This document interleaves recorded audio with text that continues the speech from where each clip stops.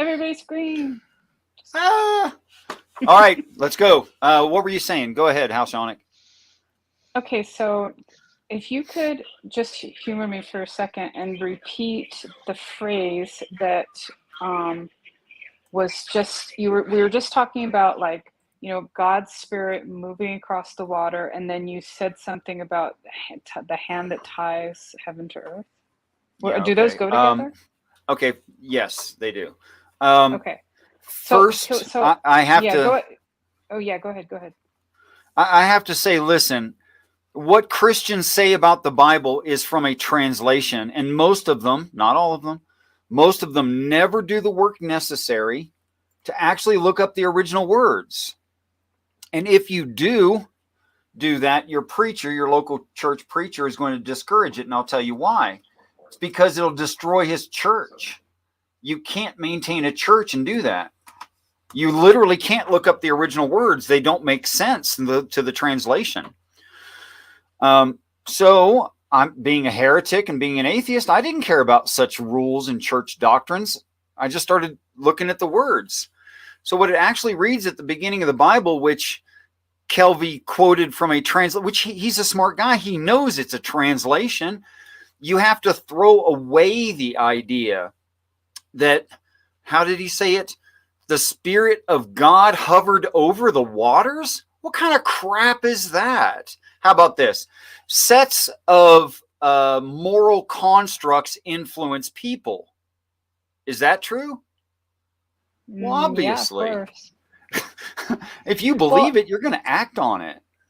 Right. I mean, but when you recited all the things that the Spirit represents, and then said that, it ties earth to heaven, what that kind of, like, well, heaven to for earth, me, heaven to earth. Okay. Well, what that brings up immediately for me is that when these things are fully embraced by man, then they will be tied to heaven, or heaven will be tied to them, which to me means they will understand, or they will that would be they great. will be enlightened. They will be enlightened. And that's no, it. no, Like, you're in the right idea frame. Actually, you're actually in the right idea frame. But obviously, we don't follow those things. But angels have to. It's like their mandate. It's for them, actually. I mean, the story is announcing what angels do. And that's one of the things that they do, is they go by that. To answer to Sammy, link Richard. Why would Richard need a link? Richard's already in the show, brother. What are you talking about? Or I'm working on it. I had to start a computer. Sorry.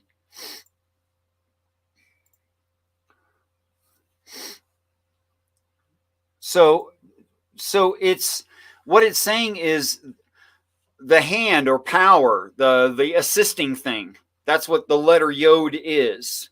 Literally, it's a hand. And then house, which house? We'll figure that out in context. Pegged, that's it. That's a vav, and another hey, house. Heaven pegged to earth. That's what it actually reads. And that's possible, okay, in that angels have... Why didn't that show up in the chat? Oh, I didn't hit go. There we go. That angels have things that govern them, and they've agreed to it. So there you go. They're kind of locked in by their promise. Does that make sense? Yeah, I just have this resistance, I guess, to committing to anything supernatural, as far as, like, when you say angels. What do you think I mean by angels? I'm not sure. Let me give you a definition. Yeah, give me one, because when I think of angels, I think of two things. I think of the things that people put up on their walls at Christmas time, people in robes with wings. And I also think of those, like, the biblically accurate angels, the cluster of eyeballs. I've seen that. That is, my God, that's insane. So here's what Revelation chapter 7, verses 9 through 15 read. And I saw a number which no man could count. Now, we have counted how many people are alive on this earth, and we have counted the total population of humans on the earth, and that's estimated at 110 billion. Anyway, it's a countable number, okay? But this number no man could count, and I've looked up each of those words. It means impossible, you ain't going to do it, ever, forget it, okay? All dressed in white, and they present tense worship God, and they past tense have been living with God. And then it tells us how they earned that position, that they went through the great day of the Lord, washing their clothes, making them white or large, depending on which translation or which word you want to use there, in the blood of the Lamb. Now, those are code words. I'll grant that. But universally, people who study the text will say that to wash your clothes in the blood of the Lamb means to accept Christ. And to go through the great day of the Lord means to go through end times. So it says they are beings who went through end times accepting Christ. That might sound familiar.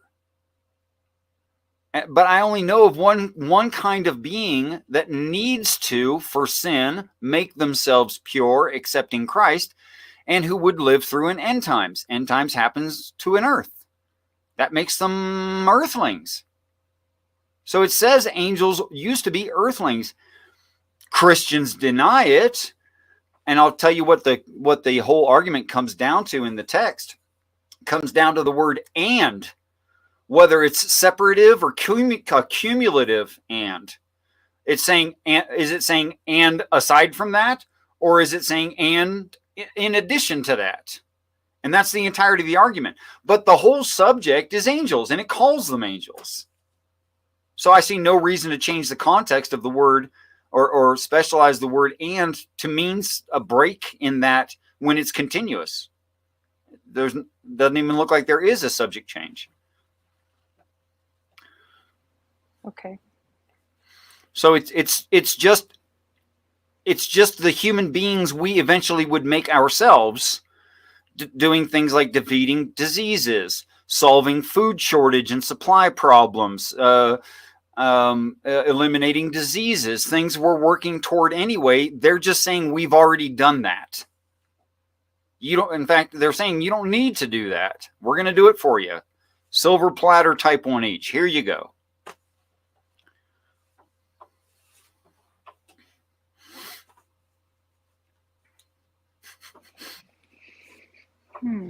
Yeah, it's. I'll have to. Very interesting. Well, it's consider interesting, this. But it also just sounds like a story to me. Something that could be considered just pure myth. Okay. And with no, no reason to think it a real, thing for the future or anything like that. Do you think we have a space program and that we could become within the next only 1,000 years we could have a space-based society? Do you think that's possible? Within the next if we get our 1,000 asses. years? Sure, even within 1,000 years. Yeah, as long as we don't, blow ourselves up or pollute ourselves out of existence. I agree with you. I agree with you. Do you think we could find a way to manipulate genetics so that we aren't subject to the diseases that we die from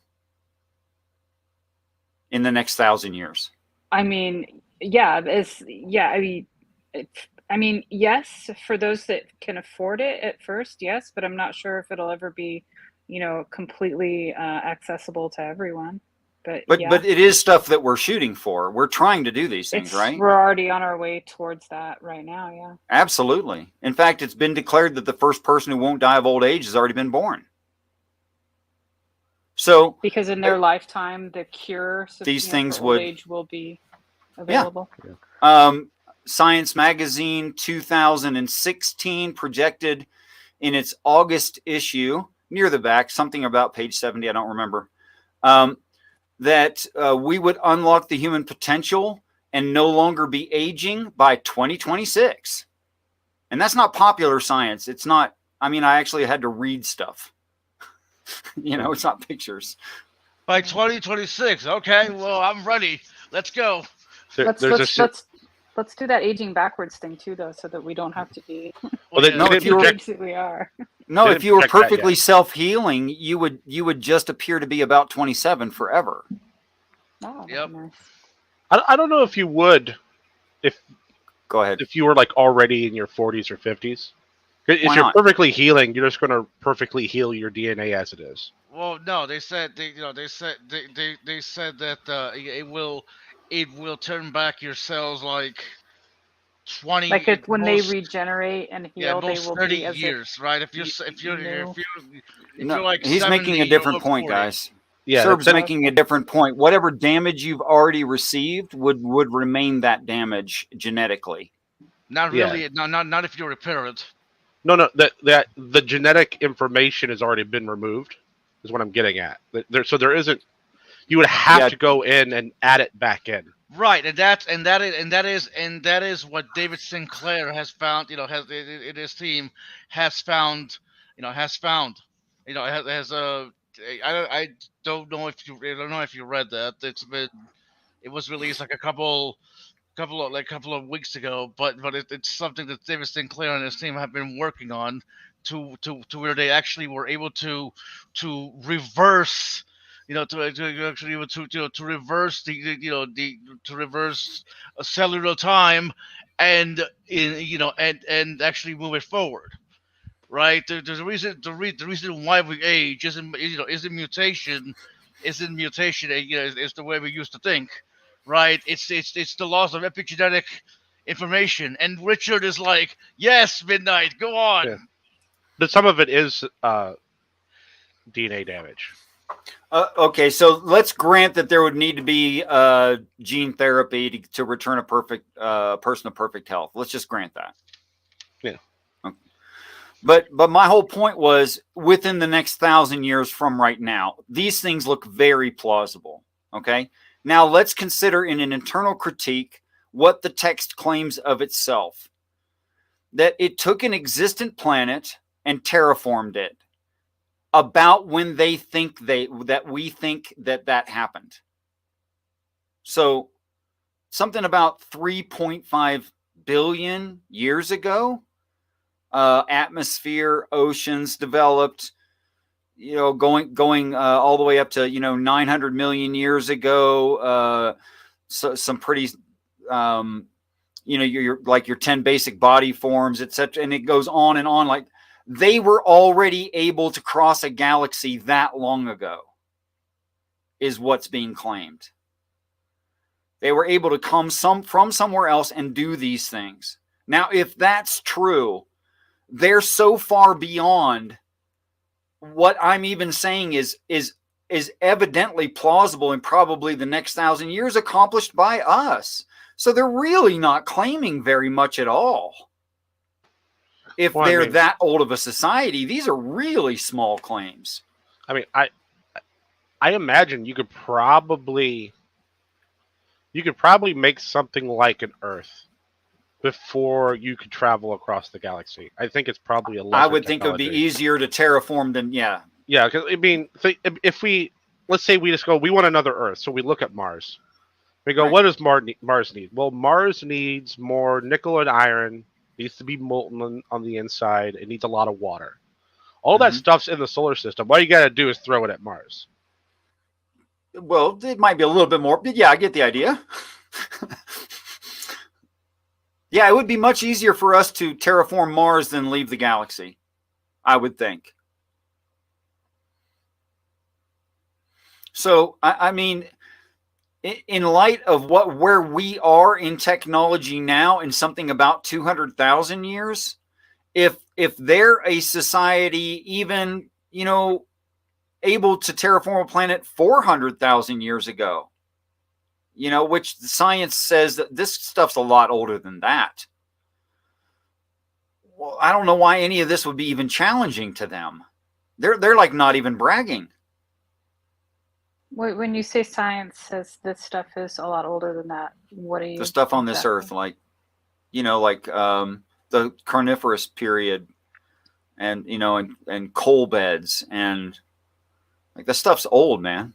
Right. Oil deposits. You know, this is somewhat, maybe tiny bit related. I'm not sure, but the other day in Praises, when William was having that confrontation with them, Yeah. he Terrible. they were talking about the flood, and one of them remarked that there was only one last land mass back then, and Uh-huh. so that's why it was global instead of local. When other people, argued, well, no, it was just a local flood. They said, no, it was a different world back then. There was only one landmass. And I was thinking, wait, are they like arguing that Pangea existed, 4,000, 5,000 years Apparently, ago? yes, that's what they're saying. Yeah. Because, there's, that timeline aside, I mean, Pangea was supposedly between like 200 and 300 million years ago, and there's not even That's probably evidence that right. that's the first time that the There's, continents were a single landmass. apparently, That there were 3 of those. Yeah. Yeah, that it probably kind of oscillated back and forth around Which the makes planet. sense. Yeah, totally right. I mean, And everything subduction seems zones and cyclical. splitting and yeah, Hmm. absolutely. No problem. But you can't do it in 3,500, 4,500 years. There's no damn way. No, no. But that's why I was thinking, like, we think of the age of the Earth, and what was the last number projected is, like, somewhere between 3 and 4 billion years old. Yeah, something like Is that. I that don't right? know, but yeah, that's the neighborhood. Yeah. Yeah, it's so hard. Like, we rattle that number off as if it's something that we can even conceive of, and it's I really can. difficult to conceive of that amount of time passing, and what all of the changes that the Earth has been through in that amount of time. Sure. Um, and it just, like, when they they talk about this flood activity as if they know exactly what happened, the ground breaking open and huge plumes of water shooting out and annihilating everybody. And Consider this. mm-hmm. Consider this. If the text mayim means fruit juices, sperm, etc., and that the fountains of the deep means having babies, has the population done everything that the text said it would? For instance, have we covered the tops of the mountains by 15 cubits? Have we done that?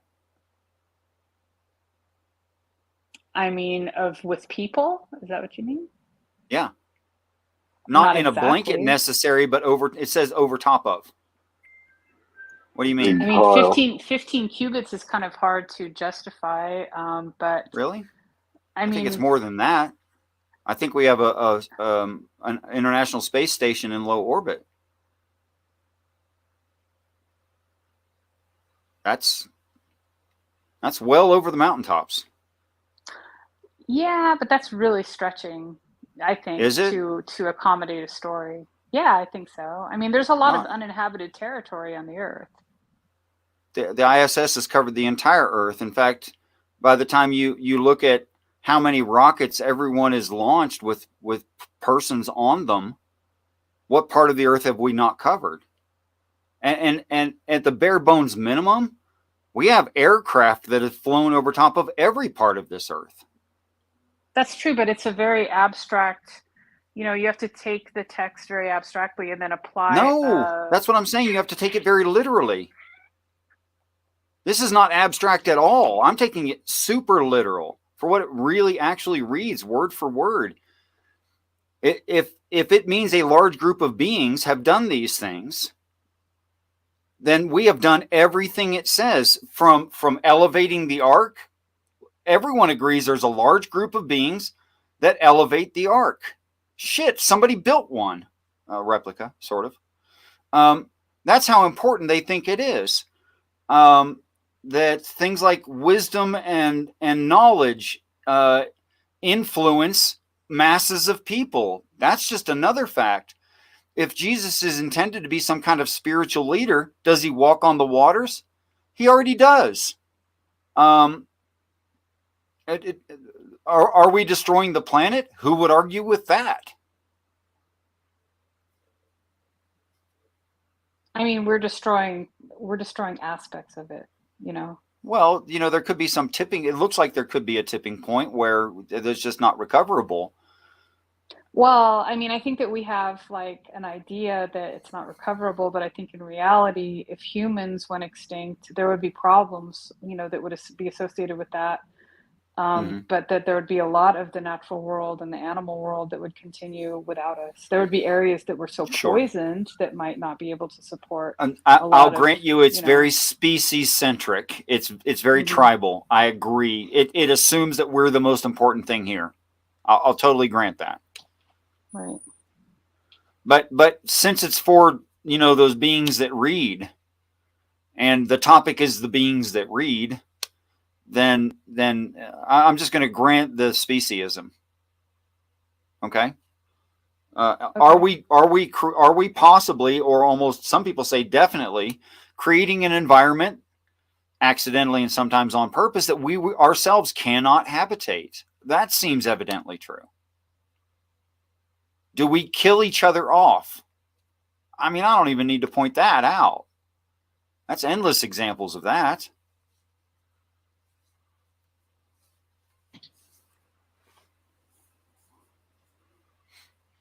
And it's hyper literalism. Lots of people say, "Oh, I'm taking it literally." No, they're not. I mean, it's really hyper not. literalism, but it's also like, there's, if you ask, I mean, I obviously haven't asked too many Christians, but I've never heard of any Christian that doesn't believe in a literal actual flood that happened a long time ago. And But you that, do realize that flood is literally impossible, and no one from that right. area thinks that happened. Well, yeah, because I mean, I've even asked, like, if there was a flood, then where is the strata of bodies buried in the mud? Where is Yeah, the evidence of all of the people that died? Like, if it wiped sure. out humanity, we should have a lot of evidence for a lot of people dying. Like, and if it was a flood, it's pretty, well known that things preserve a lot better in like layers of mud. I mean, we would have some very well preserved bodies, lots of them, in a layer Yeah, that there was should be. specific to a time when it Have you heard happened. of the heat problem? No. Yeah, it turns out that the impacts and friction caused by the impacts of that much water falling out of the sky and coming up through the crust, it would release so much heat that there should be nothing here, that it would have cooked people inside of a boat if it was a worldwide flood, which is what it claims. It claims a worldwide flood. Well, and wouldn't There's that cooking lead to a lot of other species being, I mean, yeah, sure, like if we could look at precisely. the biblical story and say, okay, it wiped everything out, but it just doesn't seem like that's something that, ever happened. And, Well, it so we didn't. can, well, right, but we can write off that, that consideration. And then when we, move over to the ideas that you have, it just seems, I don't know, like it's just stretching like some poetic sort of way of looking at it into, It, a reality. it's probably not unreasonable for you to say that right now when I've given you 3 examples out of literally every example. But I could read you a list right now where I translated all the way to Genesis 16 the use of the word waters, and just replaced the word waters with people, and all of the context remains the same. That translation of the word works perfectly in every single sentence. Like you'll never find a camel drinking waters, for instance. You'll never find someone pouring waters on a plant. You'll never find someone dipping a net into the waters to pull out fish. That just doesn't happen anywhere in the text. But Everywhere where it uses the word waters can be read people. Go ahead. Well, So how does it figure then when there's a flood and mhm. it does seem to be talking about water and it's wiping out all of the people. Like It how do doesn't we think about it like doesn't this read word? flood. Okay. It reads deluge, which is like the idea of water rolling into an area, Mm-hmm. not the idea of water rising in an area. It's not even the right idea. It's more like a titanic wave, like a tsunami or something would be a better way to read that. I You mean, know, what about ice age? Ice melting at a fast rate or something. Like, isn't but that but we already possible went to? over the historicity of it, that it has to be wrong historically. Well, There's no yeah. I mean, evidence. time wise, yeah. There's no evidence in the crust that this happened. And there's a lot of missing evidence that we should see, which are good indicators it didn't happen. And you can't have a flood over the mountaintops in a valley and call it a local flood. That would definitionally be a worldwide flood. It can't be something else. Right. I've heard the argument that, like, a true flood would have to reach, to the tops of the highest mountains, and we just don't have enough water on the planet to do that. Right, there's not. But if it's not talking about H2O, it's no problem. Everything that it claims is absolutely true, and we all know it. It's not even secrets. I mean, there's nothing surprising about it. Actually, everything it claims works just fine. Uh, and it works so profoundly and thoroughly. Like, Christians will read haplogroups and bottlenecks of populations due to large sudden climatic change, or volcanic eruptions and stuff like that, as evidence that there was only these 3 males and 3 females reproducing on the ark, and they'll try to read it like that. But what it actually reads is Shem, Ham, and Japheth, which the Christians didn't translate, which is why I can say those words. I know that they're there. But the word Shem is the same as Hashem, meaning him of the name. It's a Hebrew phrase. It refers to God. So it's like saying, it almost is saying God, but it left out the word the. It just says Shem. Well, that means name. What name? Name that you would recognize. That's what it literally Shem means. And then Ham means those who are open-minded. And then Japheth means those who are hot-headed. Now, if you just translated those names and stuck them back in the story where they already are, what you have is some son of the giver of rest who has the name that's recognizable, stands shoulder to shoulder with those who can be persuaded to carry backward the hot-headed ones. And that's what it actually says. Now, in a religious scenario where you have the hero and those who agree with the hero trying to testify to those who are angry and put off, and rightfully so, by the way, I'm not saying there's something bad about them, isn't it true that it is their job to shoulder that person and carry themselves backwards? That is like condescend or lower yourself to explain a thing that's complicated to someone who doesn't understand or believe that it's true.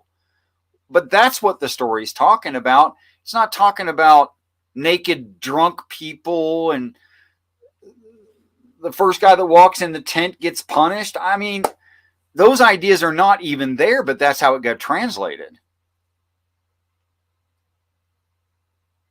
How would you? And it just keeps going on like that. Right.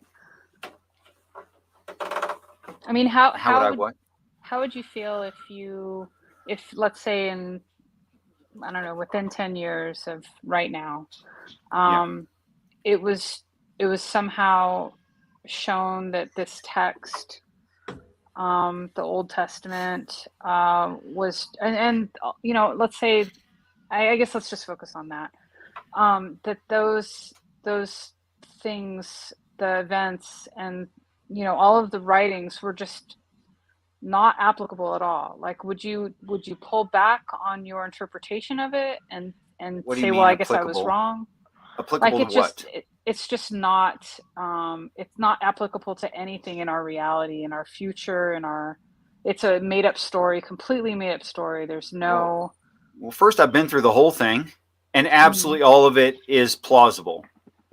In fact, some parts of it in the prophecies that haven't happened yet, I think we would do ourselves if somebody else wouldn't do it for us.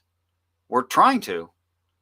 And since I see only the 6 days of creation, and then the on the sixth day is our time, or the 200,000 years that we know of. That's the sixth day, and then the seventh day is the transition into that larger society, and that happens in the future. And all of it's logically consistent. There's absolutely nothing logically defeating about it. There's no A versus not A. There's no A is B. There's nothing. There's no problems with it. And I've been through the whole thing. If you're saying something like, Richard, can you prove the future? Well, the answer is no.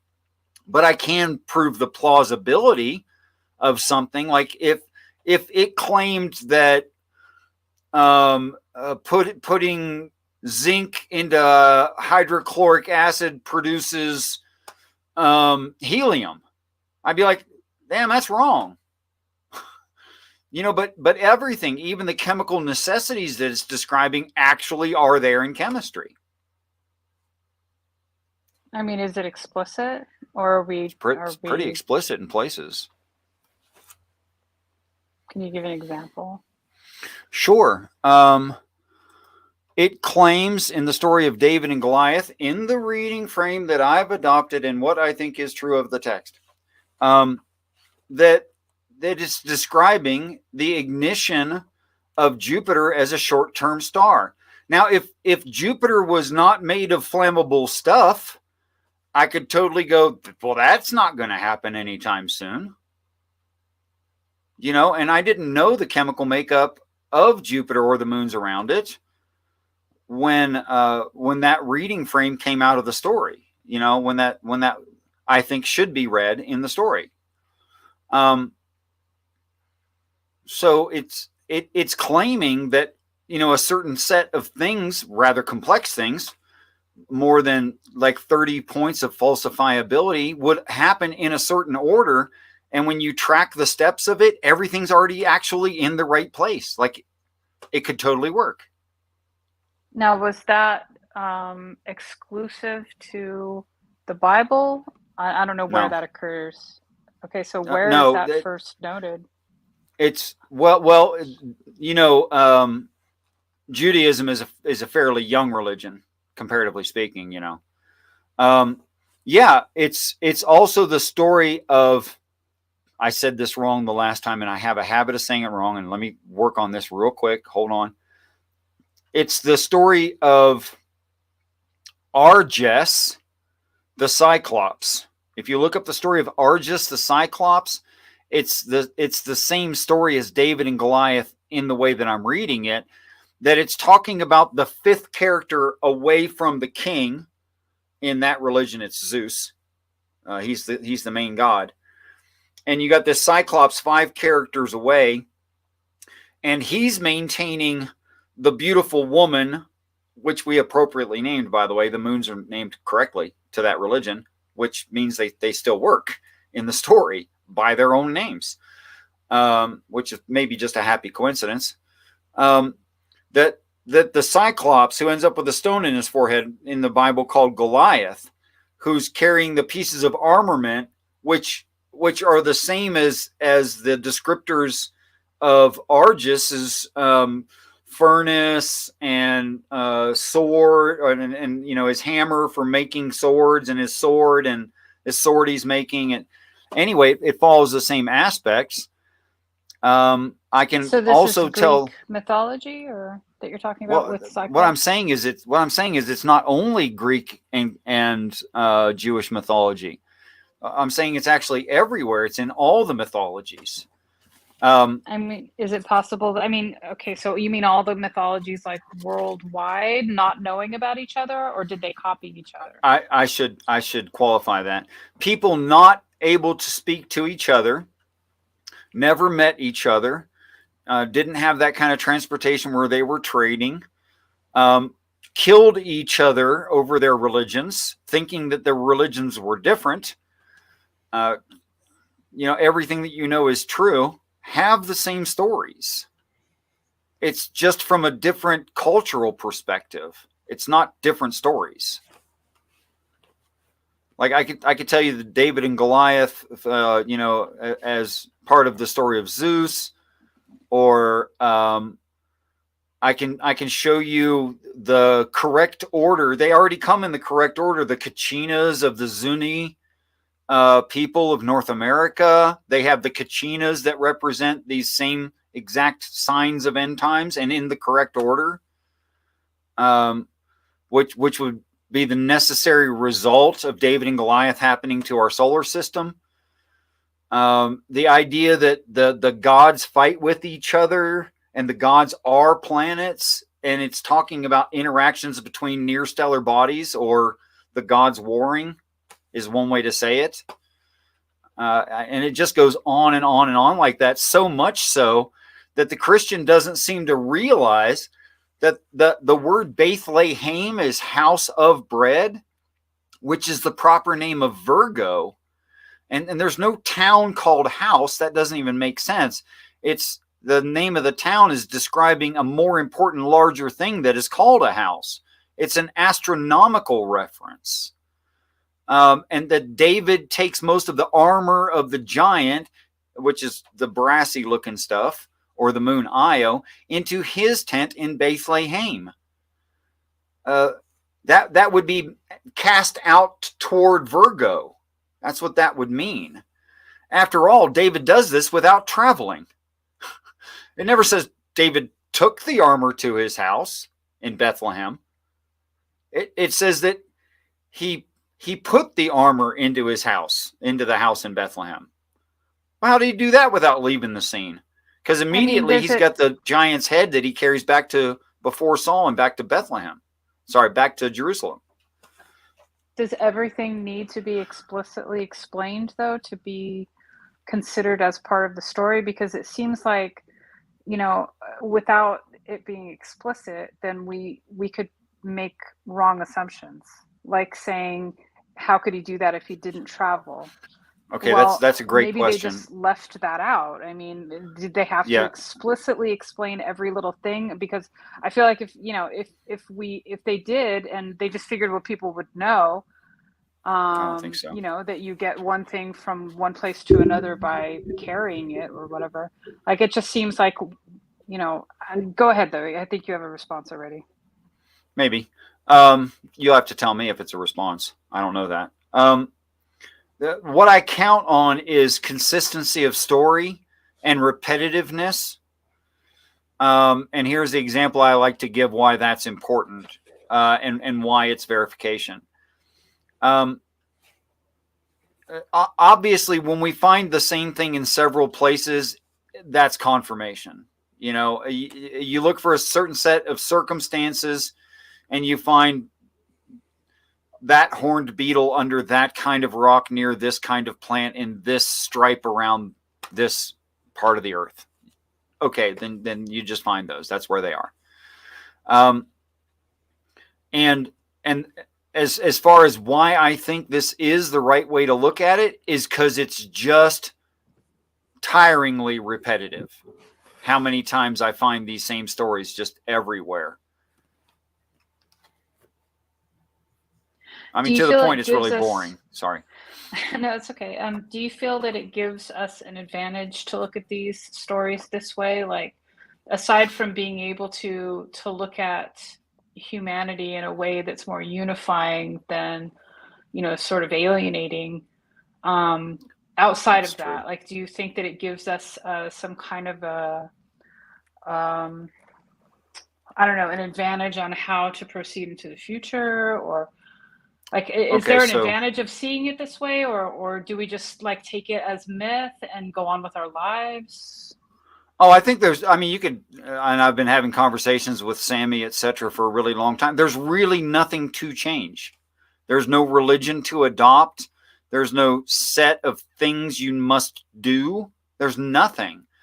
It's the intent of the fairy tales is that we're in our childlike state told a story with a moral, you know? And then when we grow up or on the alien invasion, um, is when the fairy tale flips over into reality and we go, oh, we've known this story the whole time. And we just didn't think it was true. We thought it was these goofy religions. But now that you've acted out, you know, Goldilocks and the three bears in front of us, we get it, you know? And I think that's the purpose, is to put in the social memory a set of fairy tale like stories that are colorful and memorable, so that we don't lose them, so that when the ancient humans show up to offer this to us, we know it was them that authored the stories and we're okay. In other words, it's a comforter. Okay. And, you know, I could see where that would be needed. It'd be nice. It's a lot better than an all of a sudden no warning alien invasion. Well, yeah, and we could talk about the whole, you know, recent rash of UAP or UFO sightings, whatever you want to call them, some other time if you want. But sure, that's you know, I don't know if that figures into the timeline of your interpretation of all this. But in any case, I'll we can kind of stop there, and anyone else can chime in or change the subject or whatever. Thank you. Well, I appreciate your insights. To that signs of the times thing, kind of an idea. Unlike the Christians, I read the Bible and I take into consideration what I think it must be saying in a large context. And one of the things that it says is that it's a non-believing people, or goyim, you know, non-Israel people who need cattle. The signs. Yes, it means cattle. It is purposefully insulting. You are right. It's the cattle people, the chattel slaves, the unenlightened ones who need a sign. And what does that mean in real terms? It means the signs are for the non-believers. Obviously, a believer doesn't need a sign. That's just like a icing on the cake. They already had the cake. They're fine. So if we have atheists in this world, it's because there's been no signs. Because it's not like atheists are stupid or would deny their own experience. They just haven't gotten any evidence. And that's completely reasonable and sound. People deny their own experience all the time. Not on large scales. That's not true on large scales. Flow state. The Earth is spinning. So like I said, not on large scales do people deny things like that. But I mean, we don't experience it. That's because you're already going to get sidetracked into that topic. I'm just using it as a reference point. That's only because you were born at this speed. I know, but nevertheless, it is actually the complete opposite of our experience. Our experience is the opposite. So people do deny their experiences all the time. People deny the reality in light of their perception of the experience. I'll give you that. I was going to say, it sounds like people don't have another reference point to compare it to. And I mean, whether or not there's a reason for it, or whether or not it's true, is neither here nor there. All I'm doing is pointing out that the experience and the denial of it. Okay, let me get down to some particulars. Not that you really wanted to go on this tangent, and I respect that, but I'm having fun with it just the same. Okay, that's fine. Dude, I'm talking about Jupiter getting lit on fire in an alien invasion. Okay, like stuff that would be super obvious. Okay. And I think most people will accept it when they see it. People's ability to gaslight themselves into believing bullshit might. I'm willing to grant a lot of that. Yeah, yeah. Go ahead. Stunning. It's stunning. That's all I was going to say. Can be. Well, and then there's also, you know, you said believers don't need signs, you know, that non-believers do, but you know, believers, they believe in probably, I'll say, they probably believe in a very specific interpretation Yes. of a story. And, if they're looking at it through this particular lens and they're only Yep. seeing that version of the story, then are they really still not in need of signs? That's right. That's right. It's kind of a double-edged sword right there. So I agree with you completely. It's calling some who think they understand chattel, cattle, goyim, non-believers. And Jesus says it himself. But Lord, Lord, we cast out demons in your name and we fed the poor and we blah, blah, blah. And he's like, you don't know me and I don't know you. Hey, Richard, the Goyim no, shut it down. I always loved that. Like, I never knew it meant unbeliever, but it makes sense. The Goyim no, shut it down. Is there a connection between that and Satan being a bovine species? Well, there might be. I don't know. That's a cultural reference I haven't looked into. Satan is a bovine species? No, he said that in the text, the way the ancient Tamil Hebrew spoke about outsiders is calling them cows. And then he says, like Baphomet is represented as some kind of a goat guy. Right. With a cloven, hooved, horned, boobed. Yeah, like cows have boobs and all that. So maybe, I don't know. Would you titty fuck Baphomet if nobody knew? How nice are they? Okay, that's a hell of a question. Would he have to shave his Are they chest? natural? I Hey, mean, give me some parameters here. We've all seen Baphomet. They always look the same. There's not a lot of variety in the shape of Baphomet's tits. I think it's augmentation, shaving. And I don't. Yeah. Yeah, you get the full goat hair. Full goat. It's probably a bit chafing, I would think. It would be chafy. I've never done that with a human. Just not interesting. Hey, if you've never done it, then how do you know it's not interesting? I already know it's not interesting. Just like I know I don't want to have sex with a man. It just doesn't sound good. But would you rather make out with a man or get pegged by a woman? Oh my God, what weird choices. That's the point. Never thought about it, which means I wouldn't do either one. I just... I mean, if I was held at gunpoint, I had to make a choice there. I guess I'd rather get pegged by a woman, but at least it's something with a woman. I think that's my answer too, but I don't know because I have no idea what that feels like. I might bail at some point and be like, Richard, come here. You're looking I'm not pretty sure good I'd right participate with you. I mean, I like you as a person, but I'm not sure I'd help you out. I thought you were looking forward to the time when we could all be great friends. Yes. You've just got to breathe out. Yeah. You relax. Don't arch your back. Exactly. All right. Okay. So that went south real quick, but that's flow state for you. Showed But up. anyway. Sorry, guys. Enough of the butt fucking and gay sex. Back to the Bible. I thought Satan was bovine or bovinian.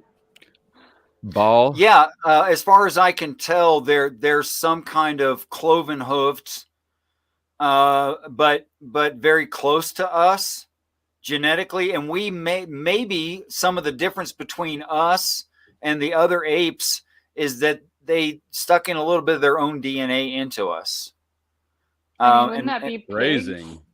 Pigs are fairly close to us in DNA. They even have skin that sunburns, and we can use some of their organs for transplants. Here's an easy measurement.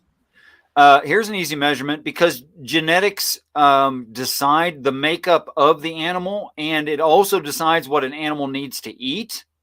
Then you need to eat things close to what you are.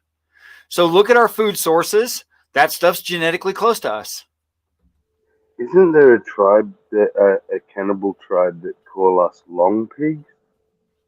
I've heard that my whole life. Yes. I've heard that humans taste like pork. Well, I mean, it makes sense because we're omnivorous. I think humans is what McDonald's is made out of. Dun, dun, dun. Because all McDonald's has that taste, but nothing else on earth has the McDonald's taste. You know what I'm talking Could you about. do it while I'm not drinking coffee, though? Okay. That's my question. Okay, here, though, my theory gets deeper because apparently it's all raised in America beef, right? But they ship it over to like East Asia to process it. So tell me what they're doing with the surplus population over there. Exactly. Think about it. I'm telling you. Just because it's not green doesn't mean it ain't soylent. It's people. The meat in Taco Bell, I believe, or maybe it was Del Taco. That's a California thing. It's kind of like Taco Bell, but the meat in the tacos at Del Taco is only like 33% beef. What's the rest of it? What's the rest? Probably water. I think like a textured vegetable protein, soy-based TVP, they call it. Stuff to sap that testosterone. Is that soy basically. abbreviated for soylent? Maybe I don't know if abbreviated is the word that I'd use for it, but guys are terrible. Okay. All right. So back to an argument. I don't think the contents of a McDonald's burger is really the argument here. But somebody give me a challenge. Go ahead. Okay, well this has to do with the UFO thing. Do you mind? It's all you. It's not really an argument though. It's just a piece of information. There's been some recent activity where people have been using super high speed cameras. You know those cameras that people film like slow-mo stuff with, 5,000. Yeah, like bullets going through the air and stuff like that. Yeah, sure. Exactly. They've been filming the sky with these cameras and capturing tons of UFO activity, essentially, because the argument that they're making is there's lots of this stuff going on, but the way that we're filming it, our cameras just simply aren't picking it up because these are interdimensional crafts that don't travel the way that our aircraft do. And they go so fast and go from place to place in such a different way than our, traditional, combustion engine style craft does, that we're just not thinking about it the right way. And our cameras are not picking it up because we're not using the right equipment to look at the sky.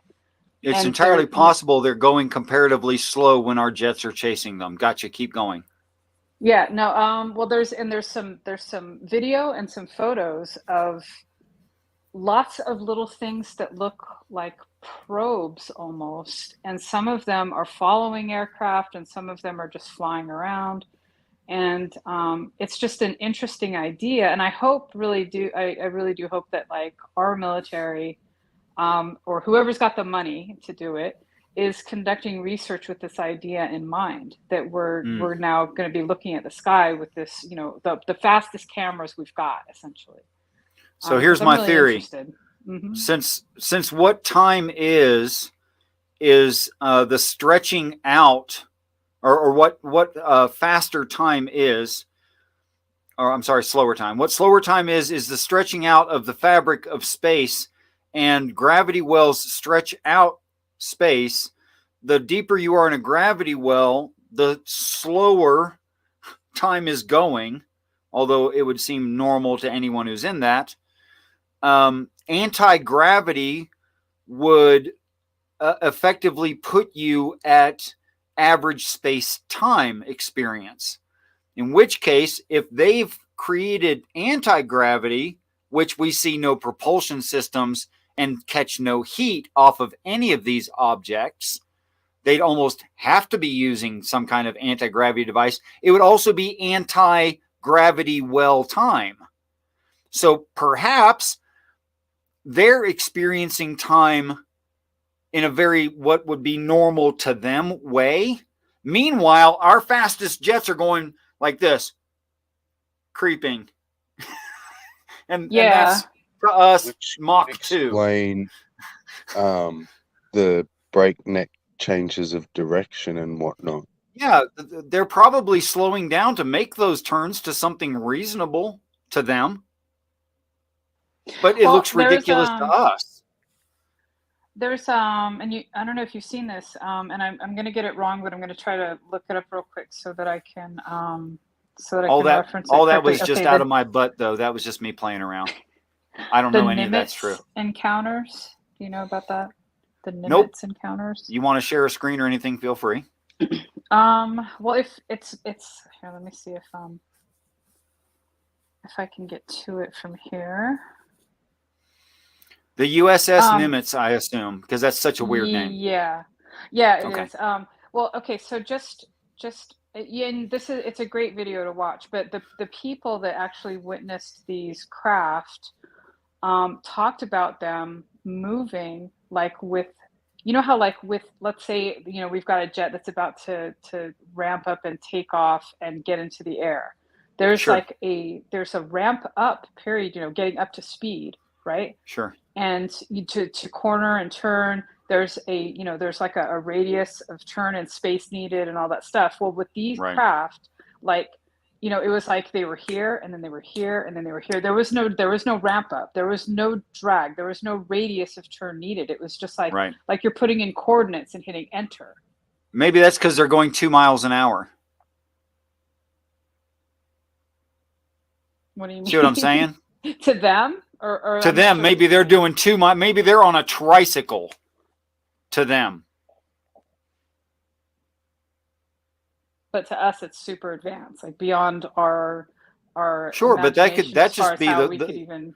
Yeah. that could be just because they're experiencing time out of a gravity well while they're in a gravity well. That's hard to wrap my head around, but okay. It would really explain the whole thing, though. Like, let's face it, if what we're seeing are physical objects with like living beings and electronics on them, in them, right? Which you kind of assume there is. They could be unmanned. They could be unmanned.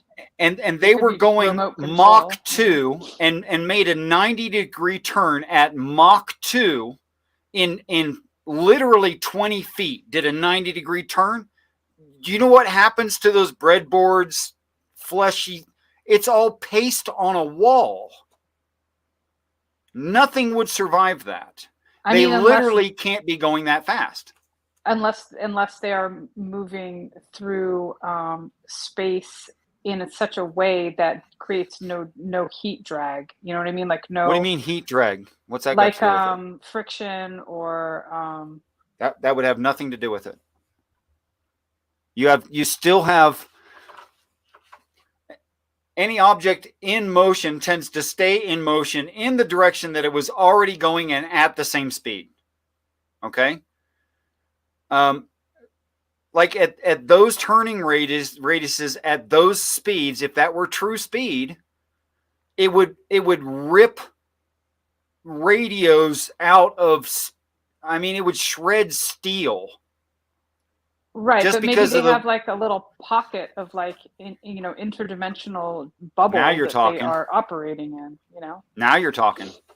So to them, they experience nothing like that within the bubble. You know, like floating space, that kind of thing. We know we can't make material strong enough to do that. We know that. Right.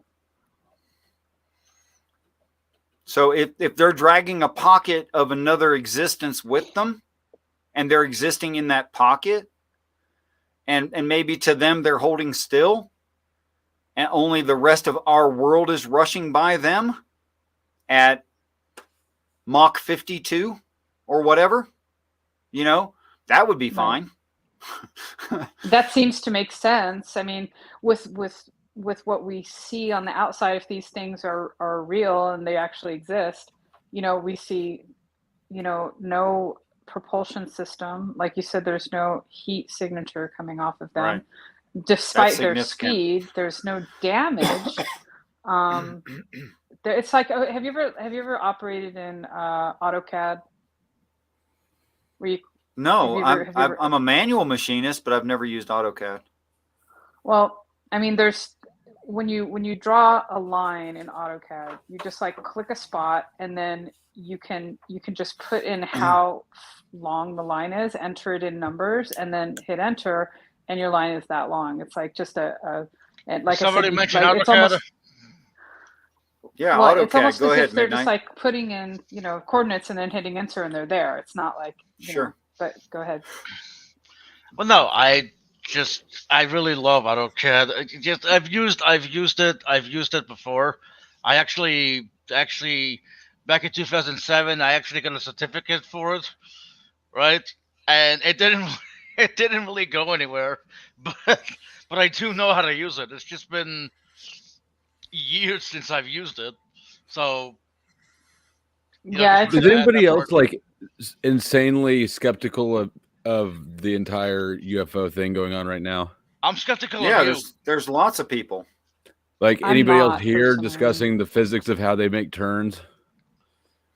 I have no Um, idea how they do it, but I assume that if they could get to our planet and deal with the travel that is needed from other I places, that they mean, must have an advanced system that we just well, can't conceive of right now. Project Bluebeam. It would you have make to a clear your lot more throat first. sense and be a lot more consistent with the history of things that we've experienced that the government's just lying to us So is that about here. Project Bluebeam? Okay, so here's the only question I have: lying to what end? Well, I don't know, but that's not necessary for the. Who knows? That's not necessary Well, to believe in that it's a lie, right?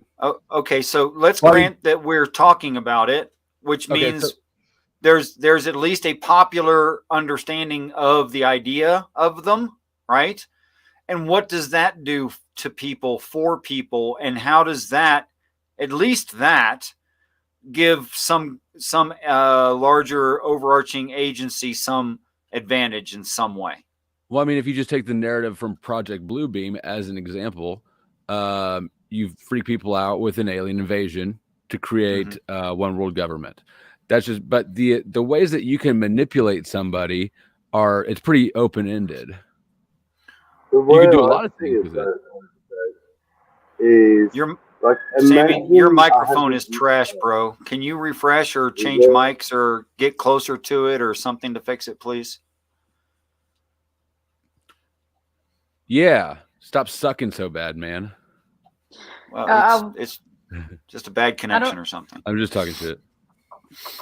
I don't know if this has anything to do with anything that you guys have referenced so far, but there was an incident. I can't remember what year it was. I think it was 1968, but I could be wrong, where there was a missile test happening, and there was a craft that, as the missile was in flight,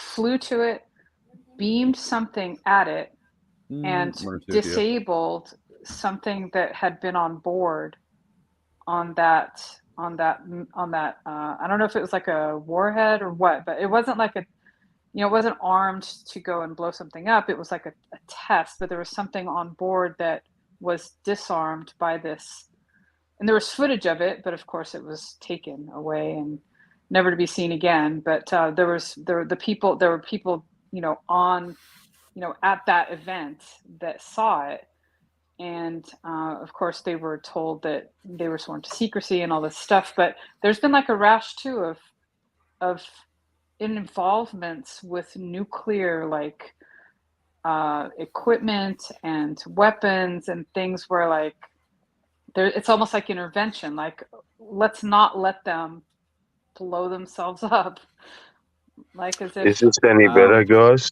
Yes, That's much it better. immensely. Thank you. So, what I was going to say is imagine 200 years ago describing Wi-Fi to somebody.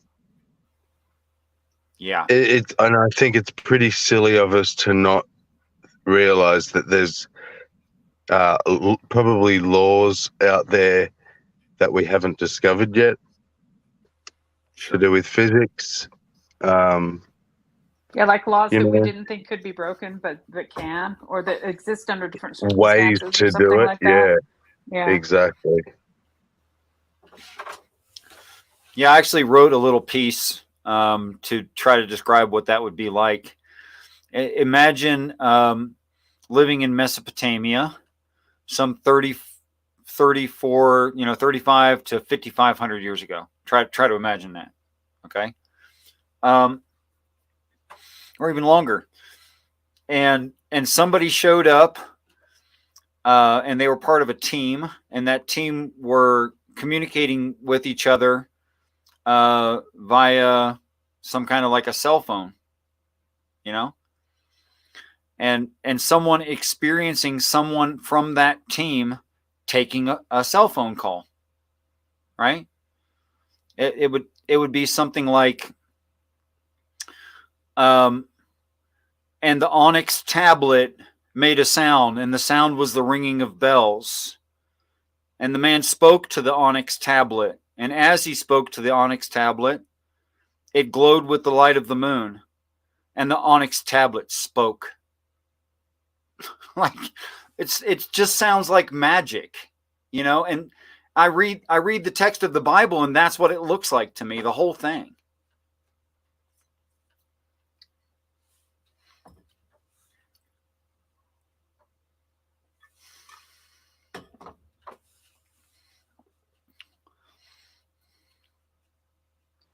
There's been Wow. a few little blurbs in history, somewhat recent history, last 100 years, that have described smartphones and the internet, you know, way, way, way before it was developed.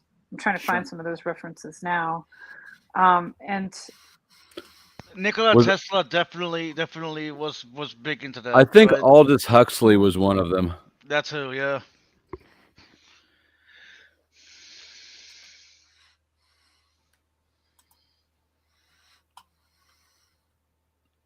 there's a little blurb here. It says Nikola Tesla describing a cell phone in 1926. 100 years ago, just about. When wireless is perfectly applied, the whole Earth will be converted into a huge brain, which in fact it is, all things being particles of a real and rhythmic whole. We shall be able to communicate with one another instantly, irrespective of distance. Not only this, but through television and telephony, we shall see and hear one another as perfectly as though we were face to face, despite intervening distances of thousands of miles. And the instruments through which we shall be able to do all of this will fit in our vest pockets. There you go. Now, why was he right? I mean, he used to have an instrument that he claimed to be able to communicate with aliens. Why was he right? I'm not sure. The guy had What if he was telling you the truth? He communicated with aliens. then he would have insight to technology that other people wouldn't have. Yeah. Didn't he? And I'm very I wonder the kind of world that we would have had if the events that kind of upset his life went a different direction, and he was able to continue his work, and the US government took all of his material. They like raided his house and took it all, and I don't know who's got it now, and I'm sure that they took it and considered it, either dangerous and informative, and probably some of that technology is in stuff we use right now, for all I know.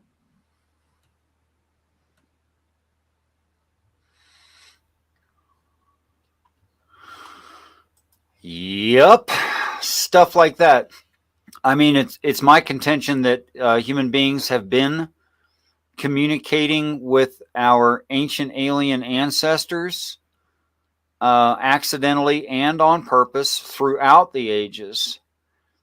And that's why you get some weird quotes by inventors, is because they experienced it that way, and they're trying to describe that. When you were talking about the tablet before, were you just pulling that out of your imagination? I wrote that. Yeah. Oh, okay. Yeah. But when I read the text, that's how it reads to me from the first time I ever read it. Hey, Flow State, I see you're having fun in the chat. He does that. I'm just amazed that some people remember to fucking breathe. Well, according to this person, we need psychiatric help. Huh? I said, according to this person, everyone on this panel needs psychiatric help, or at least I think that's what they're saying. I I don't mean, know. that's a fair criticism or observation, whatever it is. Yeah, well, But to like live today, right, and think that a conspiracy theory is an absurd thing. Like, where were you the last 3 years, dog? Or the I think last it like depends on the 100 years? theory. Like the government has lied to the people consistently throughout all of history. But when you talk about the government, are you specifically talking about the American government or all world Well, governments? I mean, What? I was referring to the American government, but it certainly applies to all of them. Thank you. Halsey, have I read this to you before? What is this? I don't want to tell you. I don't think so. Okay. I don't think you've ever read anything to me before, so I guess that's a safe bet to say no. Okay. So it's kind of chunky. I added as few English words as possible, the conjunctions, to make it flow a little bit better. And I did that as seldom as I possibly could. So it is chunky.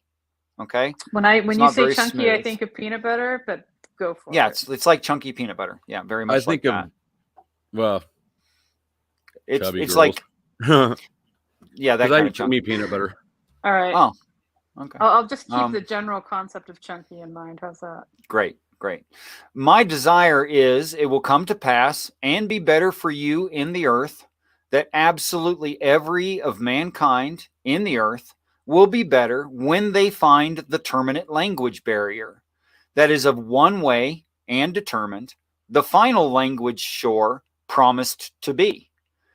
It will come to pass that in the departing, preventing eastward, never mind that's not going to make sense right now, that they will find out and breach the plane of the firmament of the sky, the land of two rivers, and tarry or hang out there and inhabit time therein. So they're going to inhabit above the sky.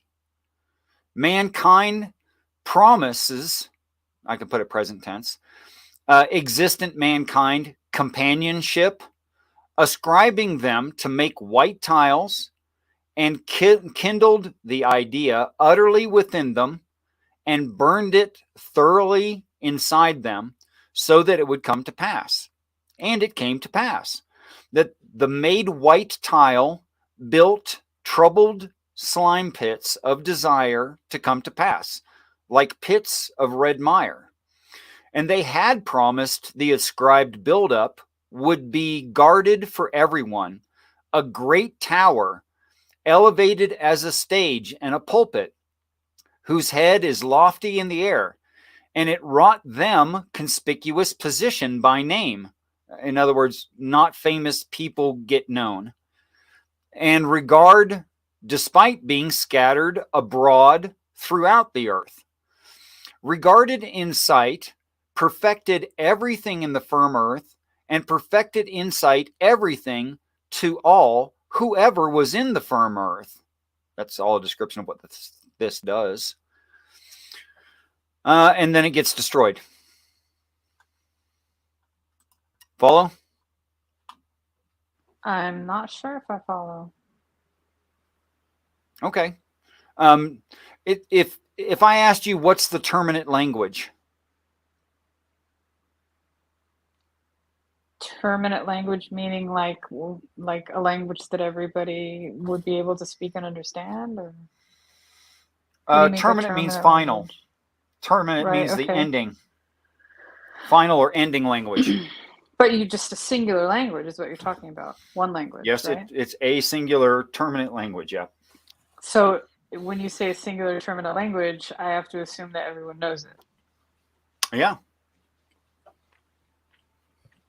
Well, I mean, I'm not sure if we would get to the point where everyone on Earth would know a single language. I think it's more possible that we would have the ability to instantly translate, kind of like a babblefish. How do we do that? Right now, we do it with our phones. We do it. The phones do it, Translation programs do it. which is based on what?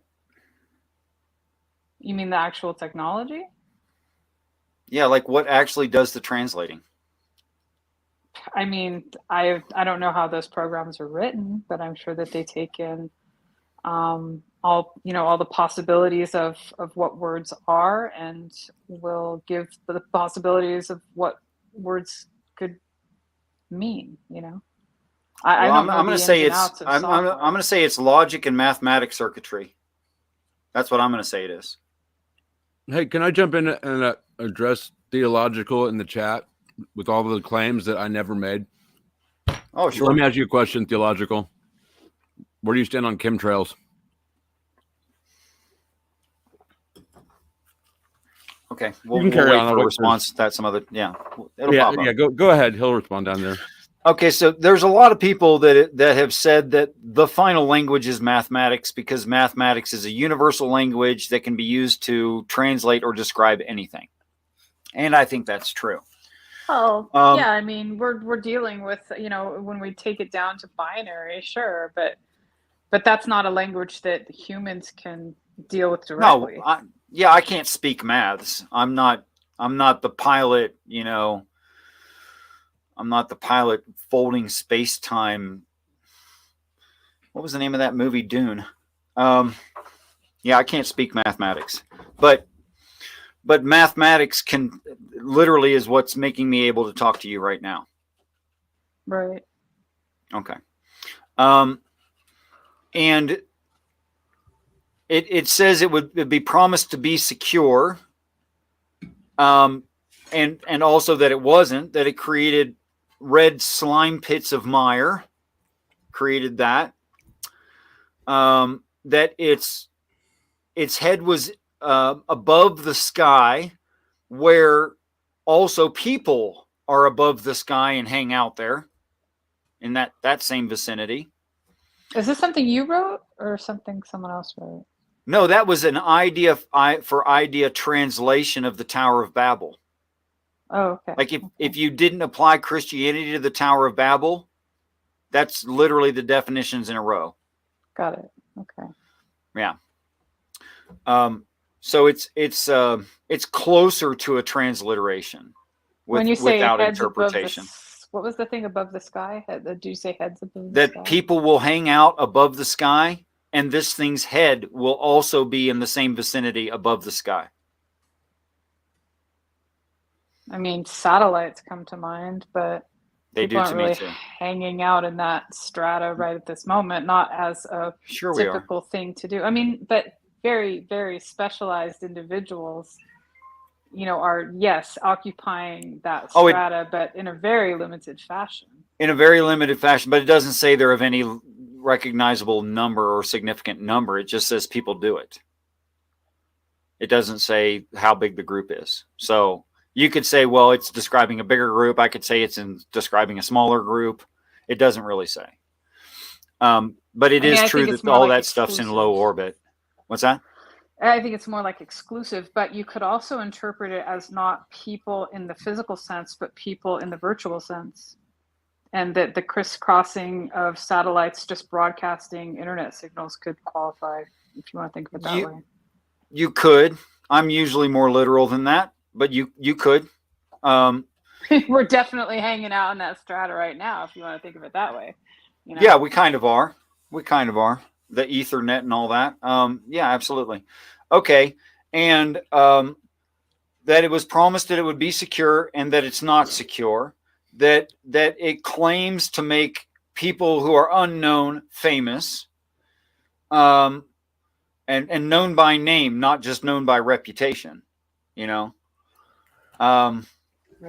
In fact, there's no part of that I don't find to be true of the internet. And I've had maybe 15 to 23, maybe ish % of the people that said internet right away, just hearing that, which I know is, but it is chunky too, and it's just kind of big idea. So, right. But I think that's what the Bible should have read, is that description. Of course, they're not going to write it that way because it wouldn't make any damn sense. What about these, what was it about the red mire? Sticky red mire? Yeah, it creates slime pits, pits like red mire. It's to say it's to say something like where you kill the animals and drain the blood into. Oh, That's the reference there. okay. So it's like So that could clay be mixed like, with blood and could that be other stuff. referencing like the pollution that technology sort of produces? I think that's going to be off topic if this is talking about technology and the internet. Hmm. But there are figurative slime pits on the internet. I don't know if you knew that. Oh, yeah, yeah. I've heard of a few. I don't visit them because I'm not willing to Believe accept me, those scars. believe me, if she goes on Reddit, she knows what you're talking about. Okay, Reddit I'll is stay less of a off, slime pit than you would think, but but I'm still going to stay off Reddit. It may be less of a slime pit than I may I think, mean, but it certainly there's gets made fun of a lot. the thing is, people think of Reddit as just one thing, but like you can go on Reddit and go to a specific place, and all you'll see are blurry pictures of cats, or cats sitting down, or cats standing up, or people doing woodworking projects, Why would or anyone want to look at pictures of cats? there's like 2,500 different cat subreddits, meaning like communities that focus on cats doing stuff. Like, You serious? yeah, oh yeah. Oh my Did you God, know we that are the so internet is bored. all about cats? That's the whole. Well, that's the my whole brother purpose of the wanted- internet. My next eldest brother, who was, I mean, he was 11 through 13 years old, learning Cobalt and Fortran. He's been into it that long. A couple years back, Nice. said never, and I think he wrote this. I think he authored this. Never in the history of the earth have so many come together, spent so much money, and invested so much time, in order that people can share pictures of their cats. Yep, cat. The It's internet, true. the internet was made for cat sharing. I don't give I a shit guess. about anything else. I suppose. That's right. I'm not positive he authored that, but it's super funny. It's witty, and seems to be true, which is very disappointing to me. I mean, there's certainly places on Reddit that are pits of slime. Like there are places where you can. Okay. Or nice guys. All there is Or is incels. they've actually eliminated a lot of those communities, but where you can watch videos where it's confirmed that someone died in the video, like a car crash. Oh, that's or not something good. like that. No, I know. I but remember there being a site called Live Leaks. Good God, they had so many fucked up videos on there. Yeah, Like- Live Leak, and like there's others that are like that have just everything, and it's not there's no censoring going on whatsoever. It's just everything, and they don't have any rules about content. And I actually can't watch like a lot of modern movies and television commercials because they're so offensive to me. And I appreciate you guys telling me the names of those things, so I don't accidentally end up there. Yes. Right. No, I totally get that, because when I have a very, very visual brain, and once something is in there, if it's something that bothers me, it circles endlessly until I can somehow sort of snuff it out, and it's really difficult. So yeah, I have to limit my input as well. Yeah. Okay, so I just wanted to read that to you to say that, okay, maybe it's not talking about the internet, but in an idea for idea translation, I can easily read the internet into it, and it works consistently through all of the passage continuously without ignoring a single word that's there. Okay? And even adding as few words as possible, like when, of, things like that. How does it? I'm not familiar with how it reads in the Bible. Oh, you want me Does to it read it to you read- from the? Is it long? I don't you want have to no, it take about the same amount of time. Well, before Ki- you do that, I'm gonna go for the night. Thank you for having me on. We'll love Richard. you anyway. Well, yeah. Well, of course. Why Of course, wouldn't you I love me? I mean, come Right. on. Why wouldn't you love me? Because you get bored easy and leave. Well, That's why I wouldn't love you. So there. well, Flow State loves me. So does Space That's Cadet. true. So I love you sexually in an uninvited way, like a creepy uncle. Oh wow, that is what the How fuck? specific? What the hell kind of love is that? It's the rapey Uh, kind. What Okay, the? rapey Okay, you know love. what? You Right. know what? Look, the Chinese people have like 1,000 different words for love because it's all different types of love. All right. I'm just saying my specific type of love for you is the creepy uncle kind. Oh, by the way, before I go, space. I'm making chili on Monday, and I've been learning how to cook recently. So You're doing what? You're making what? okay, I've been learning how to cook recently, and on Monday I'm going to be making chili. Oh, nice. Okay, cool. Yes, We're all pumped. yes, Totally excited. I hope you have a good recipe. I do. I will go now. Make it with stew meat instead of ground beef. You'll thank me. Next time. Okay. All right, I'll go. Bye. Goodbye. Okay. I brought it up. Do you mind the King James, or do you want me to use a different translation? Let me use the I don't. Whatever you think is best. It's easiest to understand in the NIV, so I'll use that Okay. because it's just modern English. Okay. So I'm going to read exactly the same passages, but in the Christian translation, which is like, why the hell? But anyway, Okay. sorry, I'm poisoning the well. Okay, so here's how it reads in the NIV, Genesis 11:1. Now the whole world had one language and a common speech. As people moved eastward, they found a plain in Shinar, an untranslated word, and settled there. They said to each other, "Come, let's make bricks and bake them thoroughly." They used brick instead of stone. Okay. And tar for mortar. That's the slime pits part, by the way. Then they said, "Come, let us build ourselves a city with a tower that reaches to the heavens, so that we may make a name for ourselves. Otherwise, we will be scattered over the face of the whole earth." But the Lord came down. Oh, I stop right there. There it is. That's it. Oh wow, that's like a lot more sparse than I was expecting. Yeah, it's Interesting. kind of weirdly vague. I mean, it almost just like alludes to the idea of God not wanting human progress to progress. That's Like- how Christians read it, yes. Yeah.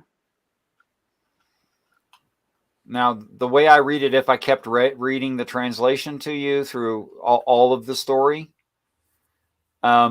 it's just a sign of where we are in technology when the things happen, which agrees with every other part of the text, including saying that it happens during the age of Aquarius, and that the acts of the angels, or quote unquote signs for an evil nation, or signs of end times, because of their magnitude and nature, have no choice but shut off the internet. It's going to break. That stuff happens in that order. It's going to like blow up transformers that we won't be able to replace. It's going to blow out Like Kim hydroelectric Kardashian's dams. butt picture did. Yeah, like that. What the hell did he just say? You don't remember the picture that broke the internet? I don't know what you're talking Did it about. really? It didn't really break. It the did. It internet. didn't really do that, but that's what they called it. Like the picture that Yeah. broke. I don't know. I think no. I think that was because it went quote viral so quickly. It was just marketing. Yeah. Oh, okay. Kim Kardashian, wasn't it like Time magazine or something? I don't recall. I didn't even think her butt was that awesome. It was oiled up. It was a bare ass. It was remarkably larger than I expected it to be. Yeah, I think that they But kind of photoshopped it, stretched it out. I don't know what's the deal. Like there's this period that began like, I don't know, maybe 5 years ago, where having a gigantic ass and like a tiny little waist was You don't think it started desirable. with Sir Mix-a-Lot? That's too long ago. I think that When a somehow girl walks in with an itty bitty waist and a round See? thing in your I face, mean, if you'll so, get You it's get a sprung. while to sprung, take right. root. I mean, I don't know. I don't know. Call me old fashioned, but I'm kind of a fan of the tight one handers myself. But I'm a fan of something that looks healthy, like could have babies. And that has nothing to do with having babies. the butt, that's Yeah. true. You know, the Nothing. butt is just the extra muscle at the top of the thigh. I mean, a But healthy it's individual by has the a baby nice maker. amount of muscle, you know, and then has a Sure. fat layer over it that accentuates the shape. But That's you know, fine. Yeah. I think that when someone has like these Brazilian butt lifts or whatever they're called, where they have like surgical alterations, and they look like they have like water balloons or Like you something can set like a drink added on it. into them. It just looks kind of like ridiculous, you know. Now, some people are naturally like that, and to their people, that looks attractive, and that's a sign of health because it's in their genetics that they look like that. That's I cool. don't think there are a lot of people who are genetically born with shelf butts. Yeah, there's some Pacific Islanders, I think. I could be wrong. Anyway, Consult Google. Look it up on Google and share your screen. yeah, just I'm not experimenting into the slime pits. Actually, I'm not going to look this stuff up you guys are talking about. These are God's creations here. Yeah, this is no slime. I accept humans and that we naturally are what they look are. at butts. But I'm not going to purposefully go and see things I know I don't want to see. I'm not going to do it. But Richard. Yeah. I mean, if I told you all the stuff where I have accepted scars, I'm not sure you'd go and look that stuff up. I mean, I think it's cultural, it's societal. When there was a time in the Renaissance where, someone being plump represented not only good health but wealth. You could afford to be fat. That's because everyone else was starving to death. That's why. Like working out in the fields, and also pale. Like if you were pale, that meant you were part of the aristocracy because you were not working out in the fields. You were inside being kept essentially in a nice cushy life. Right. Yeah. So white, milky, or pale as possible skin, getting as little sun as possible, having very nice clothing, men wearing high heels because that showed they didn't work. Because you can't work in hosiery and high heels. Nope. That ain't happening. Nope. Can't even get on a damn horse dressed like that. Sounds like incels were just born at the wrong time. I'm telling you. And femboys, totally born at the wrong time. I mean, just look at the dandies of like the 18th century, the men that had like jeweled shoes and powdered wigs and sure. Metabun doesn't often ask a question. Regarding your 2012 experience, that's where I had a movie play in my head of David and Goliath, translating it into our near solar system, in case anyone doesn't know the reference. Do you believe your body was transported elsewhere, or only your mind or something else? Okay, so I'm trying to do a good job of describing it when I say it's like really being involved in a movie is what it was like. I never had the sensation that my body left, but I was like really into the movie, even though I didn't like it, and involuntarily, and I was scared and was trying to make the movie stop. But it was still a lot like being in maybe wearing 3D imaging glasses and watching a movie in it, or like you feel like you're part of it. It was something like that. Sounds like you did. What are your dreams usually like if they're not like that typically? Sex. I swear to you, I only dream. There's two things I've dreamt about. Yes, it's just boring as hell. I've dreamt about two things my whole life. That's not going to happen anytime soon because I believe I would be lying to do that. I would have to lie, and I refuse. Or pay. That would be not lying. It's just gross. But No, anyway, whatever. I wouldn't judge dude, you. I can't do sex workers. Like All right, seriously, fine. never You have have. to- Yep. Whatever, you do you. I won't worry about it. I want exclusivity, and I expect I would be exclusive, and they have to be exclusive. No, not there's some other dude there yesterday. I caught that little double standard though, and I approve of it because I also have the same double standard. What double standard? I expect that I would be monogamous, and they must be too. You expect that you would, and they will. I mean, there's a difference in strength.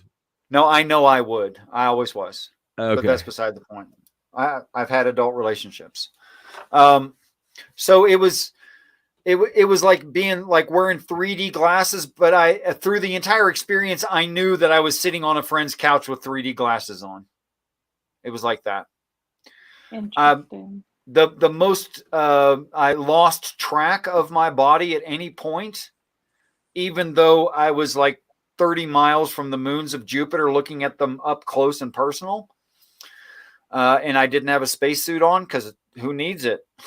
Who needs a spacesuit? Can I ask you something about your visions of the moons? Sure.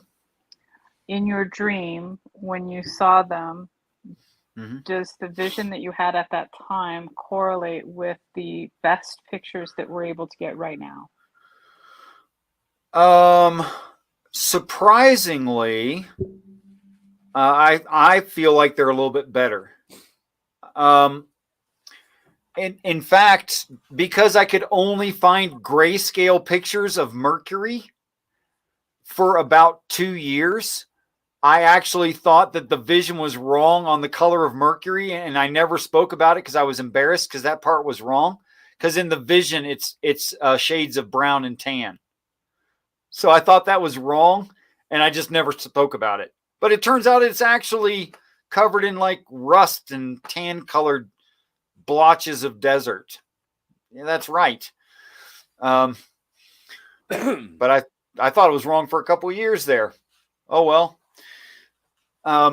Yeah, it better than real life, better than what we have, and certainly better than what we had when I was a kid in school and I last looked at pictures. Like literally the pictures that I grew up with that I knew existed of stellar objects, which I had forgotten there were even moons over Jupiter, but the pictures I had, because I'm turning 55 this year, they were really bad pictures, because back then we hadn't even sent a probe past there. We were taking pictures through telescopes.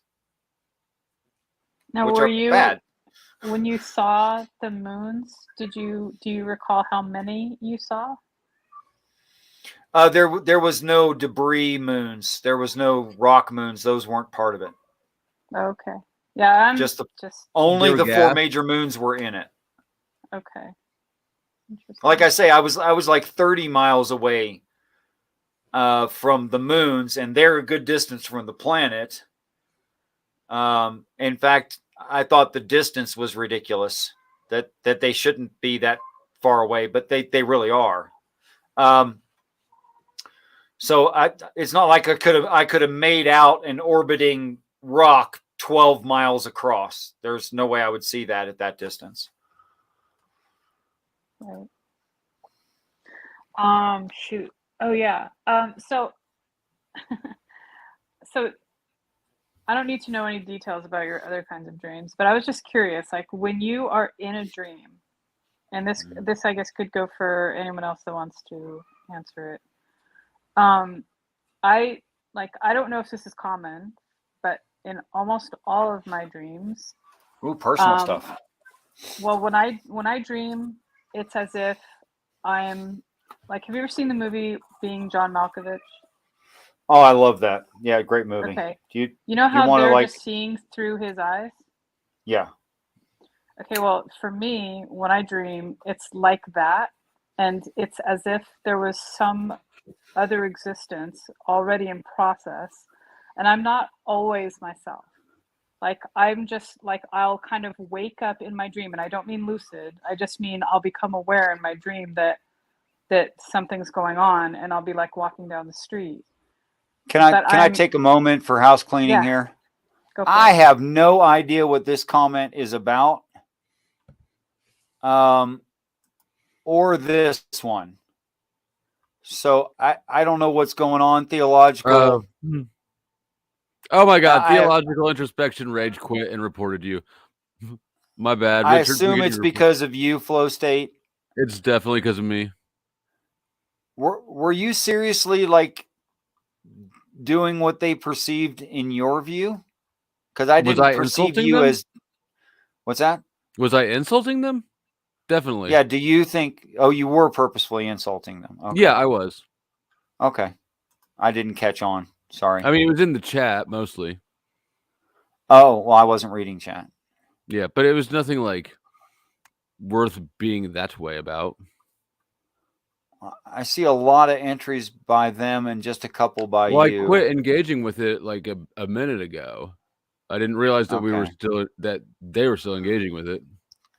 Well, it's all right now. I learned my lesson. All right, well, bye, theological. Don't forget to breathe. You see, you can't please everyone. You can't please everyone, so I'm not gonna can't. fret about it. I mean, I've enjoyed theological introspection and their comments several times. If you're still listening, you're welcome back all the time, anytime. Flow State does not come on the show every show. So maybe if Flow State's here, you don't like Flow State, you duck out. Whatever. And if you're on the an show adult first, would do. Flow just State do will the duck adult out. thing. Sure, that'd be okay. I see it's cigarette 30. It is cigarette 30. It's been an hour and 41 for me. So I'm definitely taking. What do you guys want to do? You want to keep going? Can you guys keep this rolling while I'm out? Talk about anything. Please try not to be disgusting. That's the only request I would make. Tammy's here, right? It's not All asking right, too guys. much, That means somebody else needs to lead the conversation because I've already got one report today.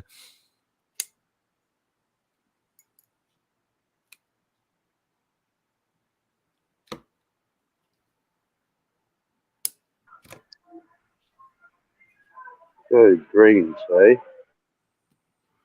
Well, I was just wondering, like, because I don't have any reference except for my own, and you know, I've never had a dream where I wasn't just like, like it's as if, like I said, like there's a whole existence happening that I just kind of pop into.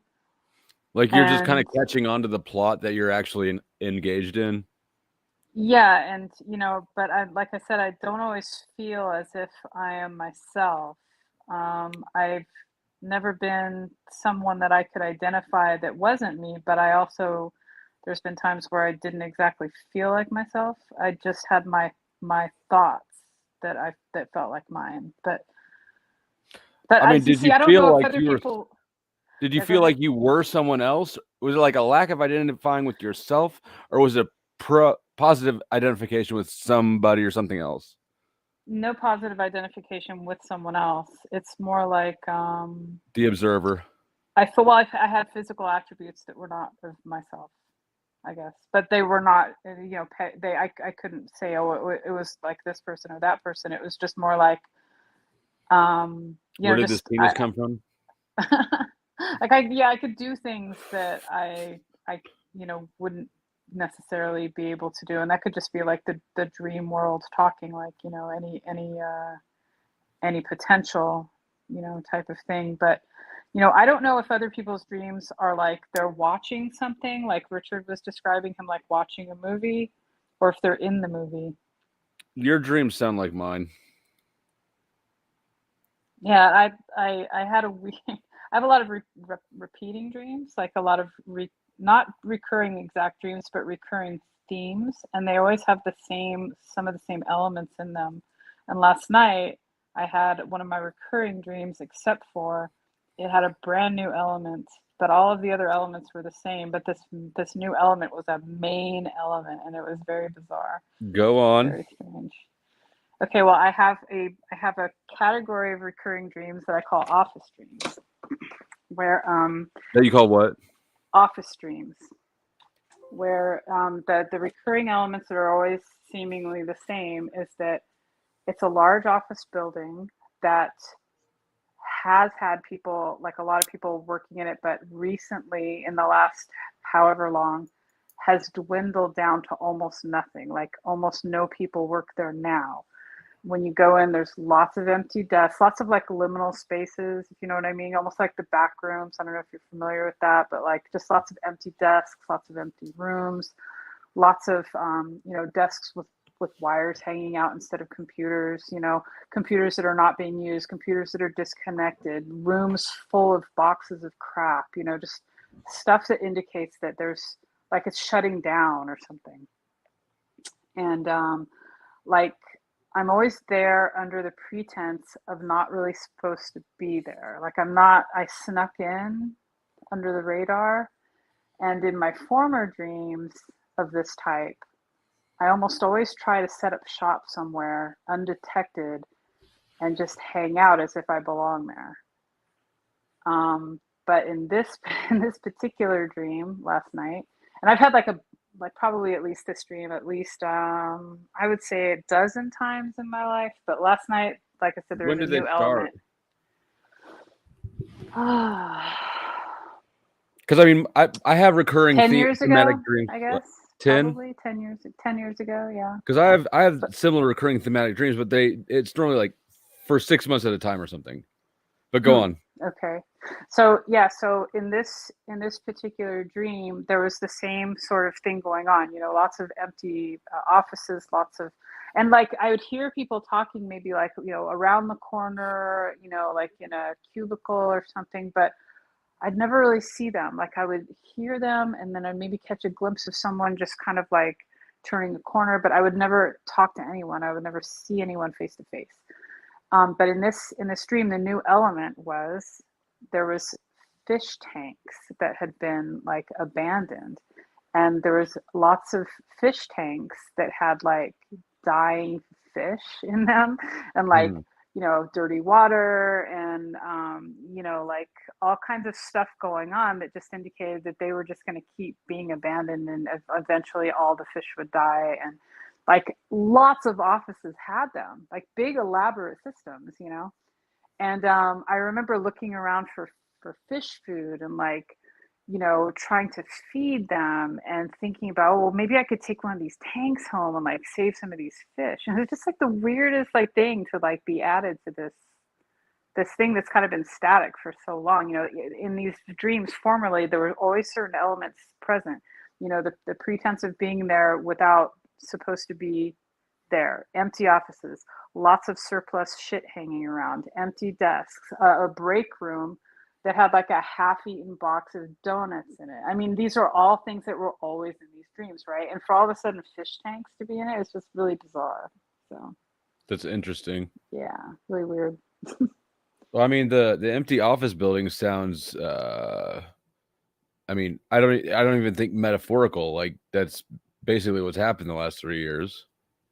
Well, no, I mean, like this was it always was a feeling that like I had worked in this place at one time in the past, and maybe got fired or left for some other reason. But the point is, I wasn't supposed to be there now, and I was sort of trying to take over some space without being detected. I get the vibe. I know exactly what you're talking about. Yeah. I can't think of any specifics, but I've had the same vibe in dreams regularly. I don't normally remember my dreams very well at all. Unless because I talk in my sleep sometimes. And if my girlfriend says, like, the last time I did it, I was she says, "You were talking in your sleep last night. You said that you were tired of their their bullshit." And I said, "Yeah, because I was coaching a hockey team and they kept fucking up and getting fouls." Like I don't think it had any relevance to anything, really. I don't know. I've never even played hockey. I can't even ice skate. I mean, I probably could. I'm sure that if I were to tell my dreams to someone that had like legitimate ways of telling me like what certain things meant, that they probably would mean something. Like And in fact, like I used to have this dream, and I haven't had it in a really long time, but like I thought to myself after having it a bunch of times, like this can't just be like a dream that only I have, like especially since I've had it so many times. And like the dream is essentially like I'm walking somewhere, and sometimes it's in an outdoor like street sort of scene, and sometimes it's in like a mall setting or something like that. And I realize that I have to go to the bathroom, right?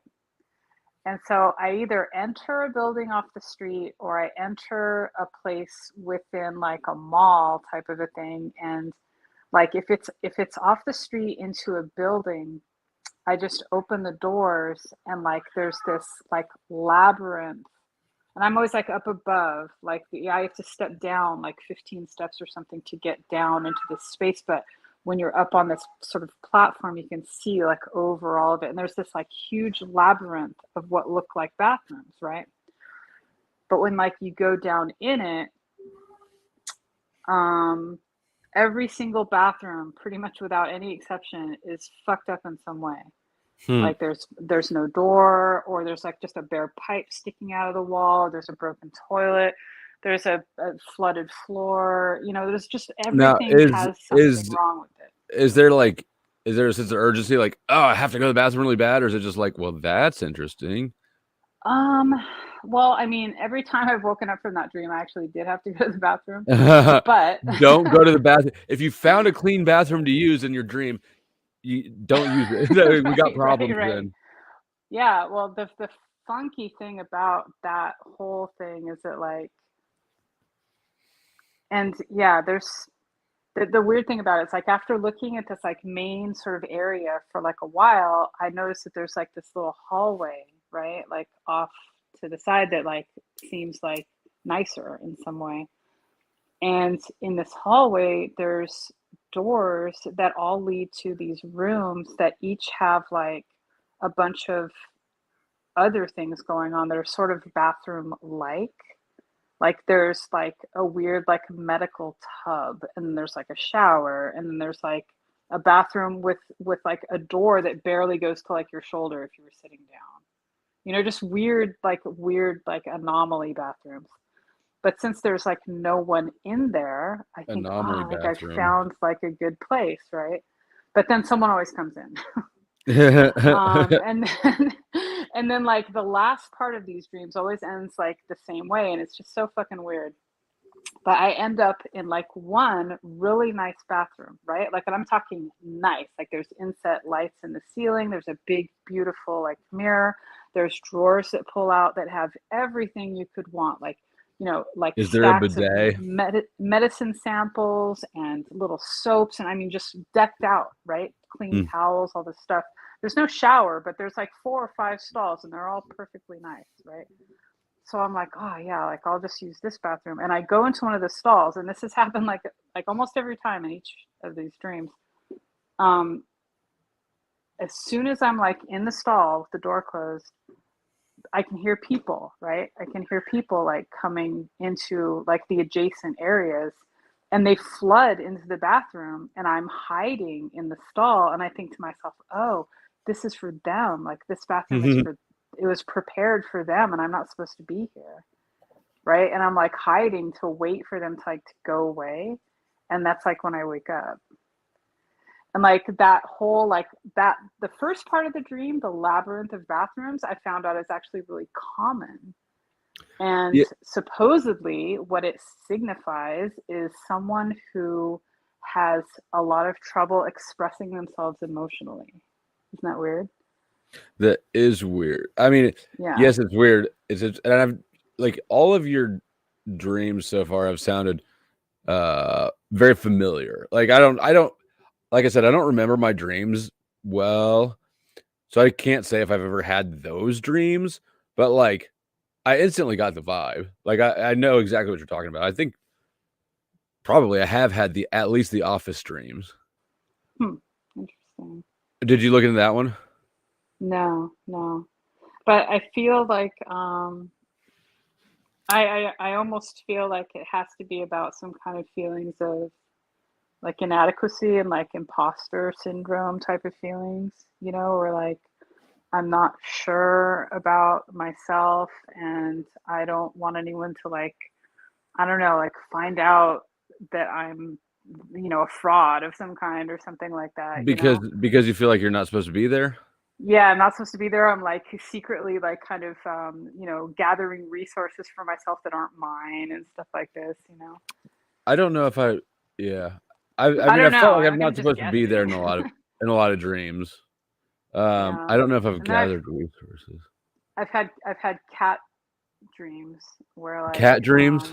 cat dreams, yeah, where I'm like I'm somewhere, I'm just walking and I come across like a house where there's some people that live there, but they're like super trashy and their yard is a mess and there's weeds everywhere and it's all broken and everything and they don't give a shit about anything. There's trash everywhere, but there's also like dozens of like kittens and they're all sick and they're all covered with fleas and like there's all these like skinny mother cats like nursing these kittens that they all look starving and dehydrated and horrible and I'm like trying to like like in like one or two of the dreams I asked if I could take them and they're like no and they were like all pissy about anyone touching their cats and in other dreams like I was like putting them in my pockets and like making a tent out of my shirt to like gather them in and like walk away with as many cats as I could because they were so in such deplorable conditions and I just Did wanted them you to have the same sentiment towards the cats and the fish? maybe a little bit. Yeah. Yeah, that's an interesting connection. Yeah. So those probably have the same meaning.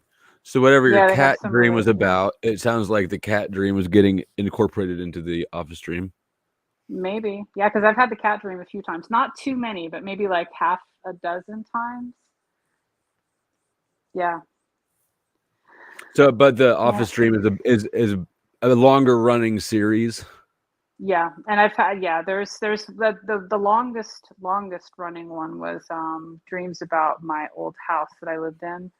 And it had like a really long, history of sort of bad memories. And it was lost essentially in a foreclosure type of situation and my mom became homeless and there's like all this like sort of traumatic stuff like attached to it but in those dreams which I've had a bunch of times there's two different versions of it but in the main version there's been some kind of major catastrophe in the world and like neighborhoods are like they've emptied out, right? And houses are like they're like half standing, the roof is gone or half the house is Which is gone kind like of this thing. Yeah, like danger. post-apocalypse type of thing. And I go to my old neighborhood and I find that my old house is mostly standing except for maybe there's like one wall gone in one room and there's like broken out windows and the pool is full of crap. It's got all this old furniture in it, and all this stuff. And I decide to move in to this house and slowly like get it habitable again, at least for myself. And the point in which I've got the pool emptied out of all the crap and cleaned up enough to actually fill it up, that is when that's when people come that are like obviously like people that like bought up the whole neighborhood or something like that. They come in and they basically say like, sorry, you got to go, this is not this house belongs to us. And that's like the end of the dream. Like, Well, that sounds like, and I'm no dream and like I'm just shooting from the hip. I'm just a dude with a hip to shoot from. That sounds like a self-reference. Like you're the house because water is associated with emotions, right? So you've cleaned out your emotional baggage, and then what? Right?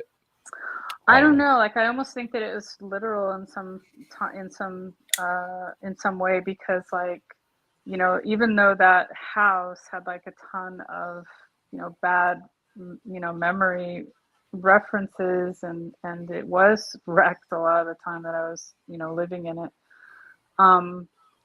It was a huge loss, and I always did want to, as an adult, have it again. And So so yeah. you're saying it might just be like not metaphorical, just like a literal regret that you're fixing in your dream. Yeah, but with some weird some weird stuff going on with the whole like post-apocalyptic thing. It's almost as if like those are the only conditions I would be able to have it again, you know? Like if nobody wanted it. Like if I thought walking up to it that obviously nobody wants this house. No one's even living here in this neighborhood anymore, so I'm going to claim it. I think that at least for me, it seems like that sort of post-apocalyptic vibe is. I mean, it's never explicit, right? But it's always like that's what it is. I mean, it seems like a common setting. Dream, yeah. I mean, I've had a couple dreams, not too many, but like 2 or 3, where that actually was happening. You know, like the world was ending, and it was the only time that like everyone sort of stopped what they thought they had to do in life and did what they wanted to instead. And for some people, that was bad things, and for other people, it was really positive things.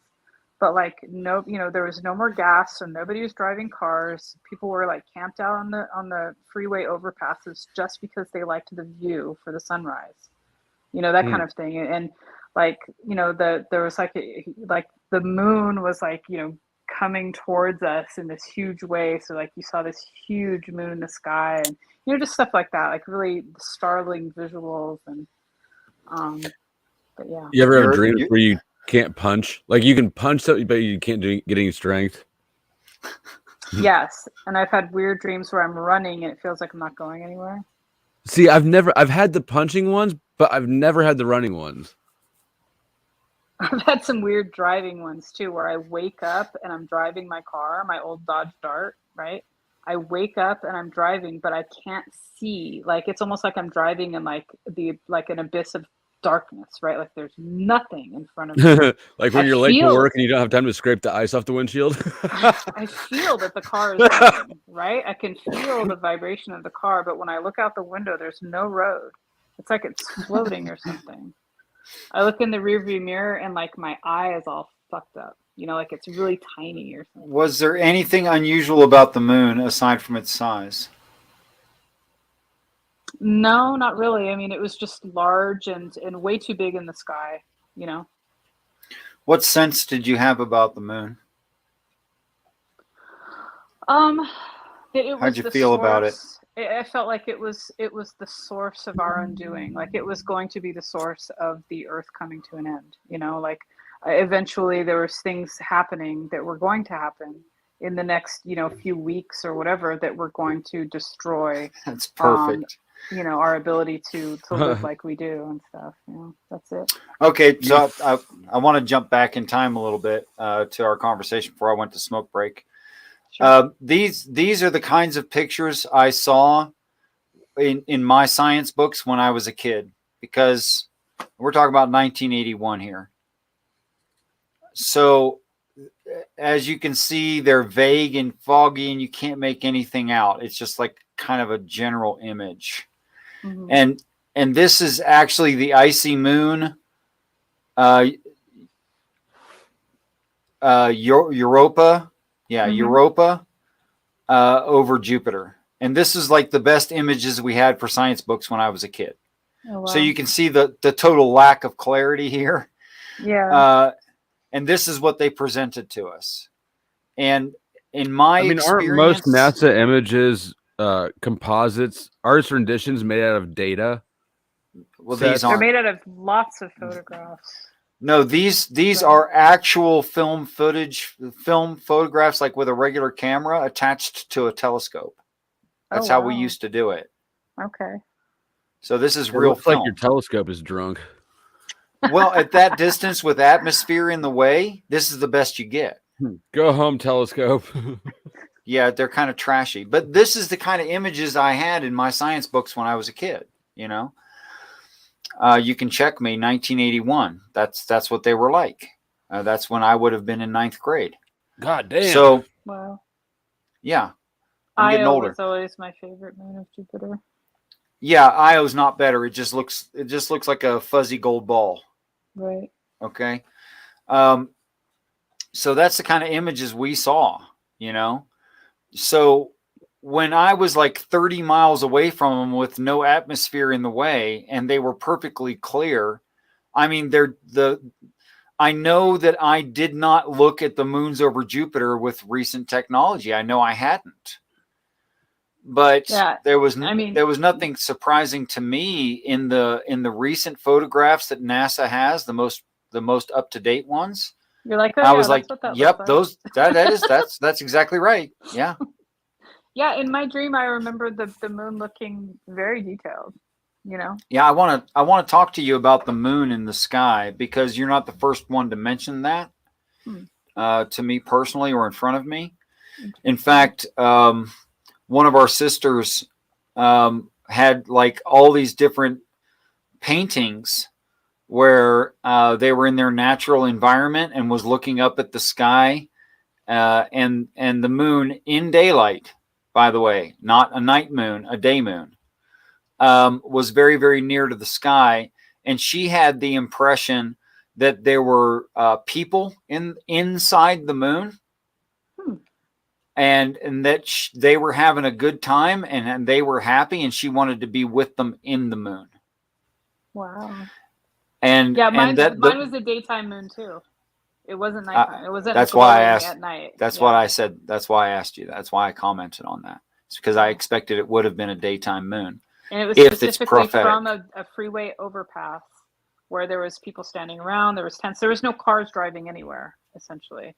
And yeah, the moon was really big on the horizon, and it was like you could still see the ballness of it, if you know what I mean. You could still see the entire circle of it, but it was way closer, like huge in the sky. Yeah. Yes. And that the people should be, if consistent with all the rest of these visions, the people should be in somewhat tattered clothes. They might be clean, but they're not in new condition.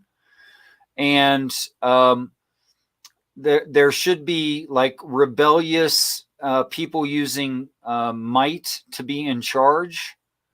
And doing bad things to each other, and then there should be people avoiding those kinds of people. Where should they be? Are you sorry? I zoned out. Are you talking about in a dream or in a book or? I'm talking about every religion around the planet. Okay. Yeah, in my dream, there was an overwhelming sense that people had given up their cares about differences for the most part to have this other frame of mind where, you know, they were in the moment. Okay, they were way more in the moment, you know. To me, you're describing the first half of end times. That's what you're describing to me. Interesting.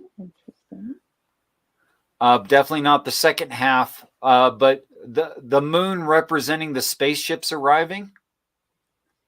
The idea that it's going to be apocalyptic to the Earth, but not because the moon crashes into the Earth, but the moon still is heralding that. Have I got that right? I mean, spaceships didn't come to mind at that time.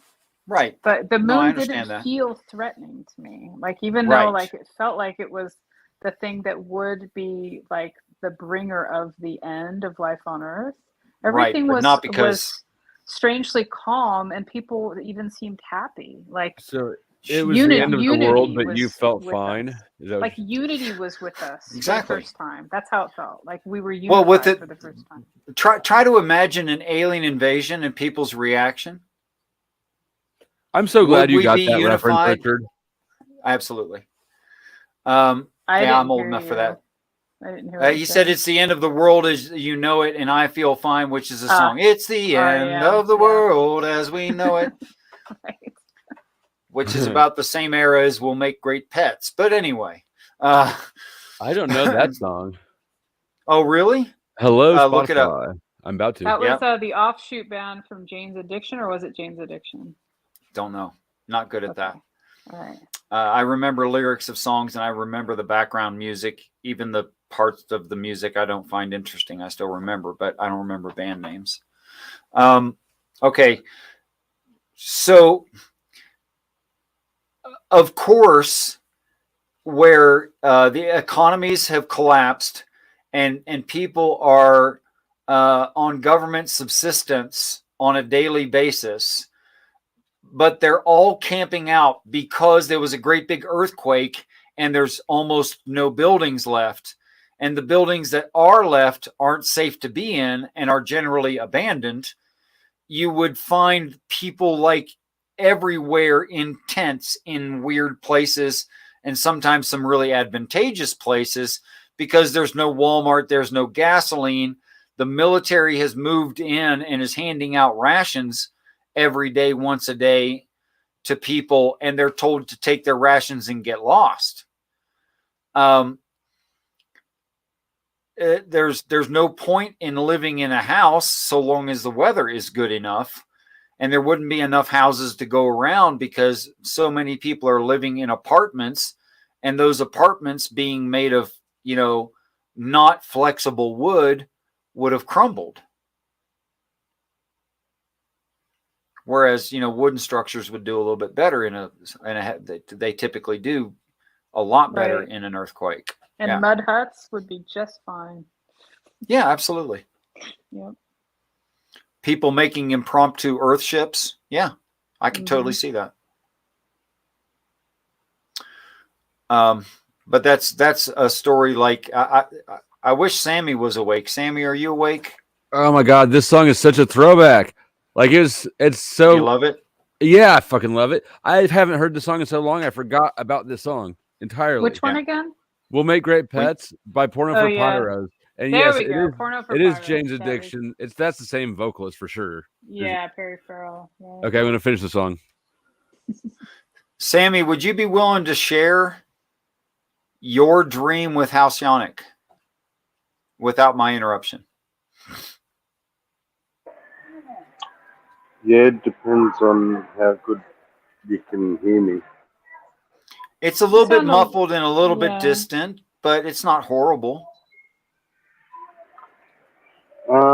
It was pretty similar in sort of, it was the end of the world, I guess you could call it. I didn't see it as that, but people weren't calm though. Everyone was really frantic. All the houses around me were all destroyed. Everyone was just sort of running for their lives, really. And my dream sort of started with some people knocking on the door. And for whatever reason, I just knew I couldn't trust them. So I sort of got out the back and was on the run from then on. And, I lived in this post-apocalyptic world for months in this dream, to the point where when I woke up, it took me quite some time to come back to reality.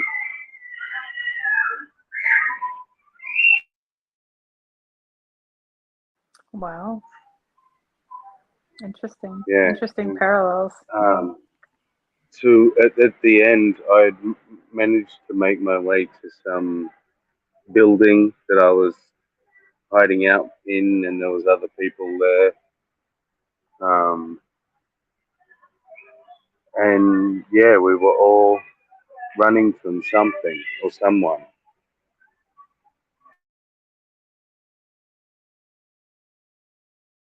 Yeah, there was in this particular dream for me, there was no sense of danger or urgency except for the one that was being presented by the moon and that whole situation. Like otherwise it seemed like the worst part of the adjustment of this coming, into reality was kind of over. Like the panic and all of that part was sort of over, and people had settled into this situation. They sort of accepted their fate, and knowing that this was their fate, they just, like I said, were way more living in the moment, and there was a sense of unity that was overwhelming. Yeah. That's where that's where my timeline ended. Sounds like where yours began. Maybe because I don't remember the panic part. Like I don't remember that being in that part of the dream, you know?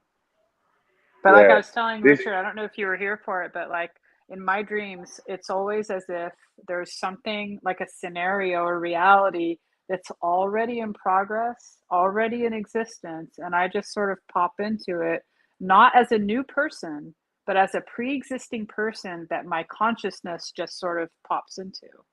Sometimes it's me, sometimes it doesn't feel like me. But like it could just be someone that's walking down the street and all of a sudden I am that person walking down the street, you know? Yeah. Very similar. But unfortunately, I don't get to dream that often. Um, I I just think it's started remembering my dreams again. I'm super stoked. really.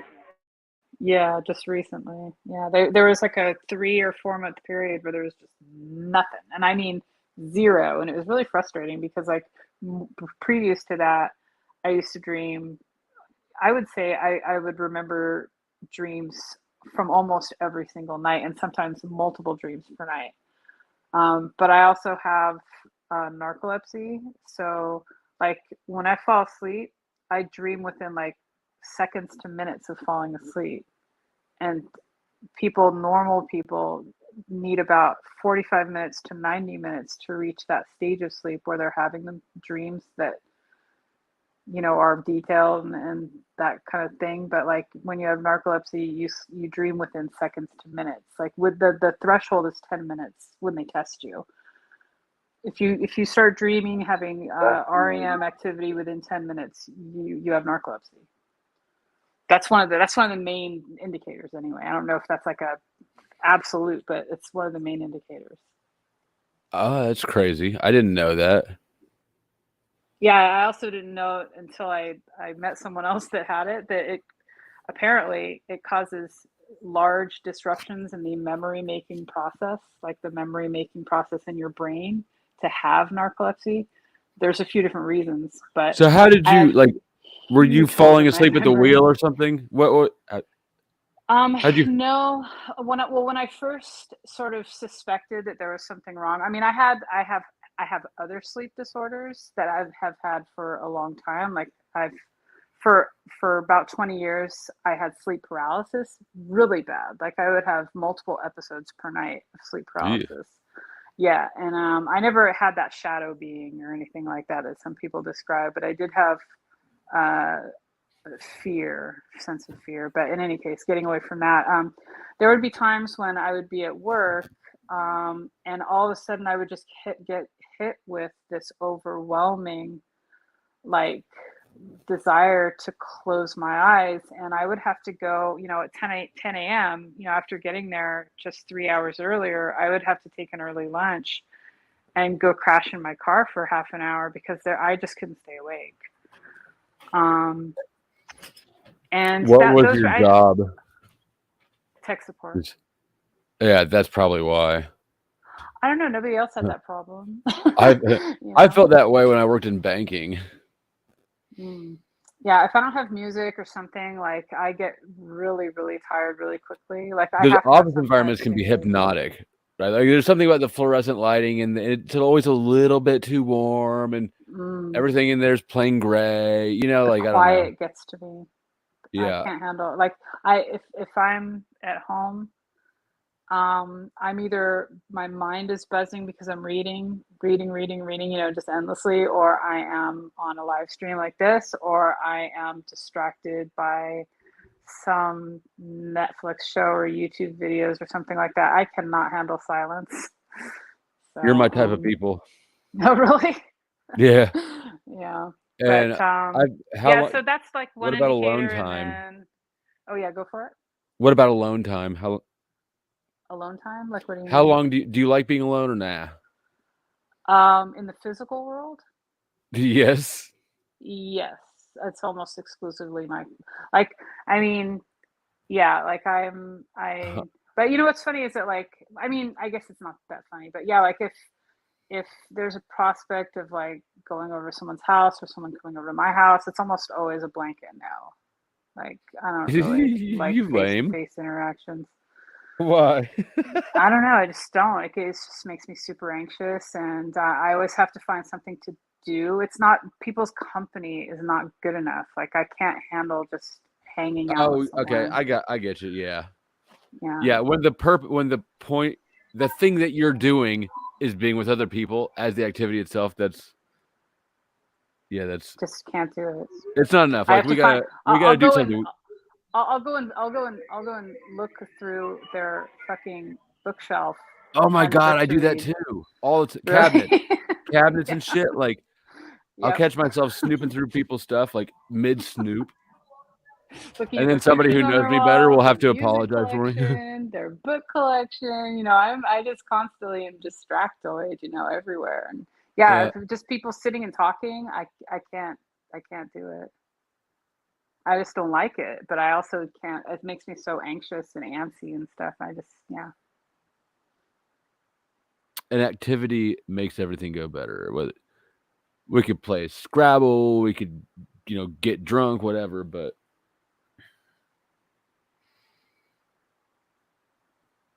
Yeah. But you know, just the whole the thing with um narcolepsy is that, you know, I'll just be doing stuff, you know, be it, you know, I'll work for like 3 hours, doing, you know, something for one of my two jobs, and at a certain point, I'll just get this wave. You know, it feels like an actual wave, like chemical wave coming through my brain, and I just have to lie down, and I'll sleep for anywhere from 5 minutes to 3 hours, depending. Average is about 15 to 45 minutes usually, where I'll just crash. does that happen like on weekends too, or is it just on work days? No, every day.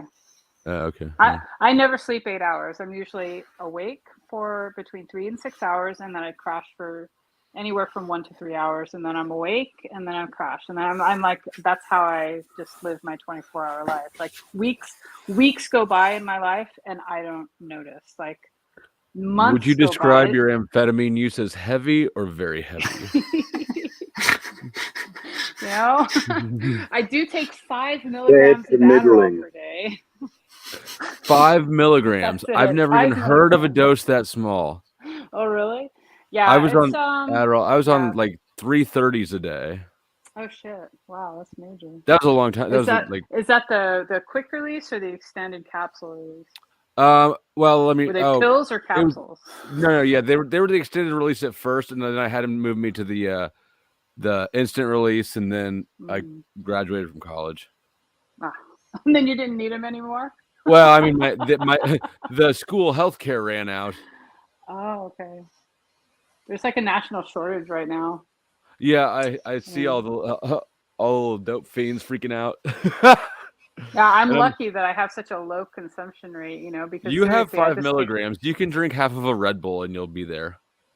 Oh yeah, if I have like a single cup of coffee, and that's my usual per day, I have 1 cup of coffee and 1 Adderall, but that gets me like wired as fuck, especially if I have those within a couple of hours of each other.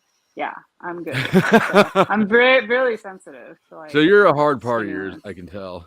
Yeah, right. 2 drinks and I'm out, man.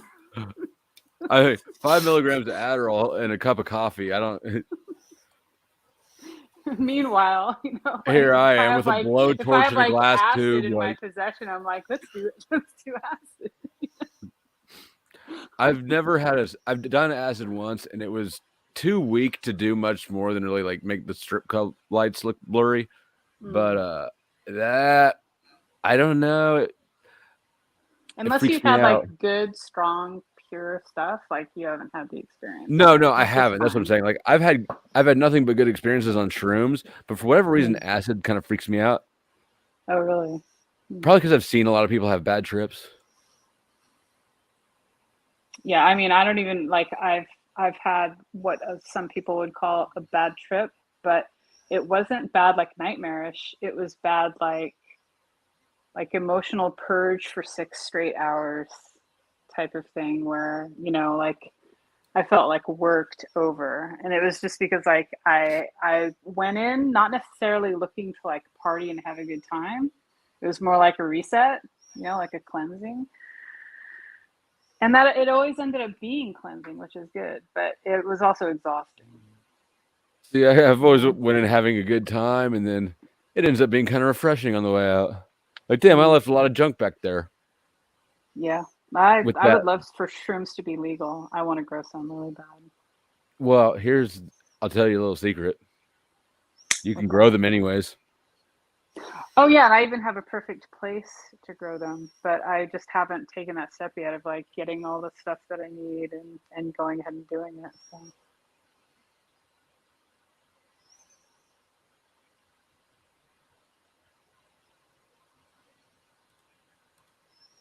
Well, if you do the thing, we'll have to have a shrooming live stream. That would be fun. Richard. Is he sneaking off? I'll host it. What the hell? And you'll eat shrooms too? Oh no. Oh no. No. Richard. Bro. We'll get it. I got to tell you, man. I can drink a whole pot of coffee every day, and I mean like a 12-cup carafe worth of coffee every day, no problem. And you have to wear diapers because of it. No. Peace and respect, Mac. Hey, man. But I can't handle like a getting echo through Space Cadet. Hold on a second. I can't handle like a pellet gun BB worth of marijuana. I can't handle that. Me too. I've done all the drugs, all the hard ones, like a lot. And but it's pot that'll just put me on my ass. I've always been scared, and that experience with real marijuana scared me even worse. And now I just too freaked out. No thanks. Certainly no reason to pursue it. Yeah. Like it's kind of a disempowering feeling, I think, is the difference between marijuana and like alcohol or uppers, you know, like I used to like alcohol. I did too. Quite a lot. I never got out of control with it because my dad was an alcoholic and I didn't want to be one. But I had scheduled times in the year that I was going to get drunk. Sure. Like I was going to get drunk on my birthday. Right.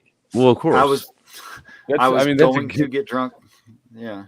That's but a just like yeah, just like 3 times a year, you know. Oh, I was the opposite. I'd have to schedule days where it's like, okay, I'm going to take a break here. But I got a fake ID when I was 15. And so when you have a fake ID at 15 and it works well, that becomes a lucrative thing. All of a sudden you're drinking all the time. Yeah. Yep. Which was a ton of fun. I used to go to bars with my older friends that were 10 years older than me, like 2 or 3 times a week, and just get trashed.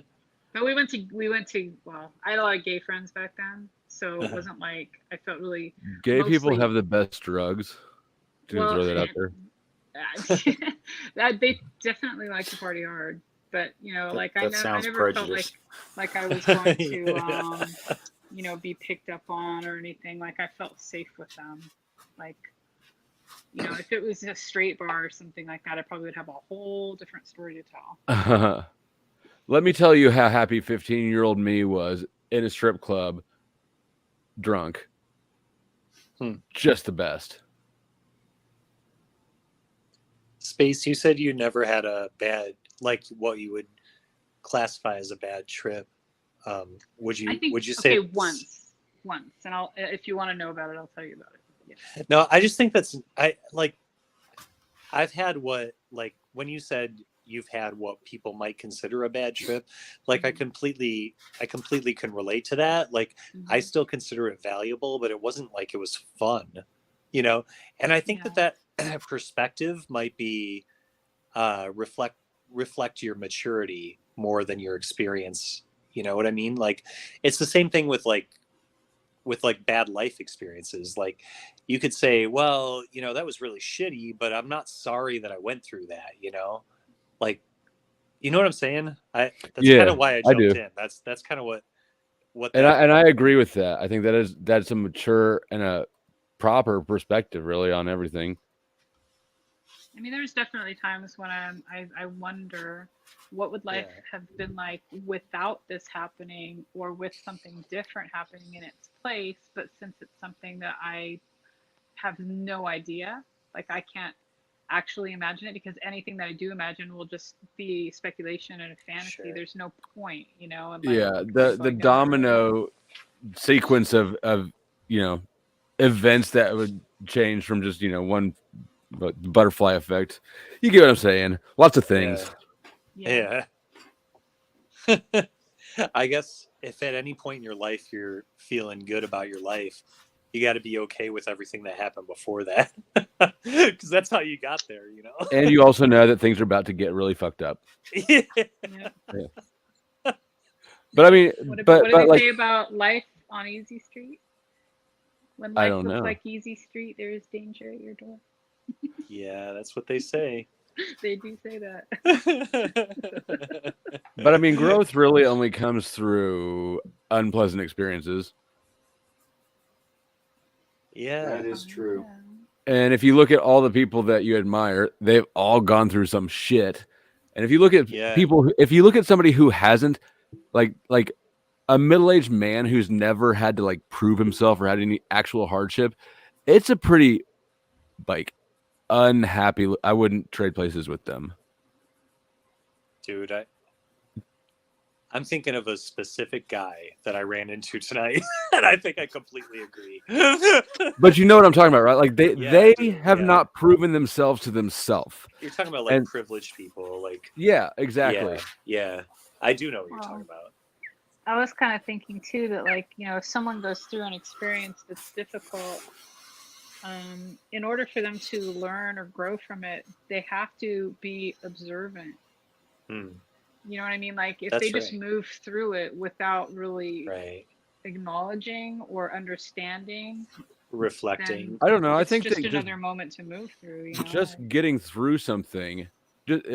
Just showing yourself you have the tenacity or whatever. Like I think all guys should get in a fight, like an actual fight with somebody who's not your family member, who's actually trying to hurt you. Like as you know, I don't know, after like puberty, but probably before you're old. Style or what? No, I mean not somebody off. Whatever. Just a real proper fight. Because if you lose, you learn that you're not made out of glass, and if you win, you learn you can actually cause some damage. But either way, you went to the other side of a violent confrontation.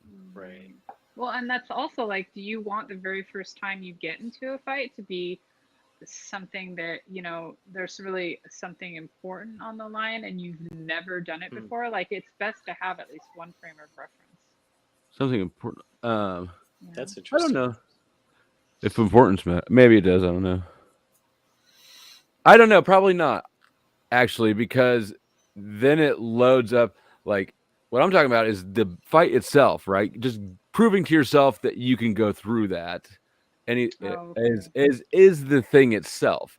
If you get like the shit beat out of you, you get the shit beat out of you, but you survive. You learn, because I've gotten the shit beat out of me. And I beat the shit out of people. You learn something both ways. But I fucking hate fighting. I think fighting is like the worst thing ever, and it's way over romanticized. I liked it. I miss it. Yeah, I think it's fucked up, man. It hurts every time, whether you win or not. It does, but it's like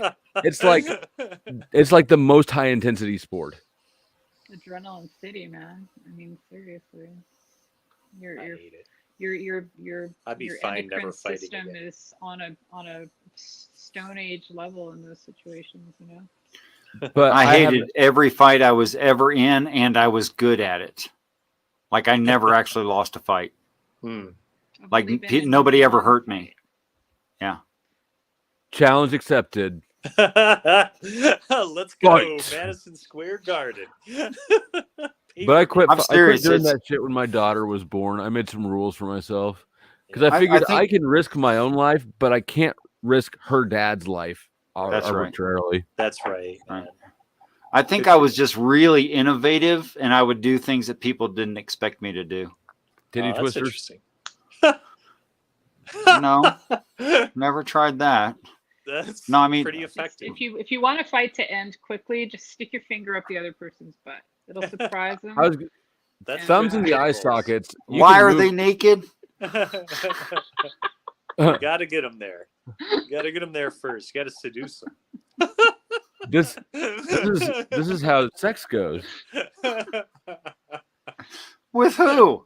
I don't know what Not your fighting sex you is with like, but cancer. Not like that.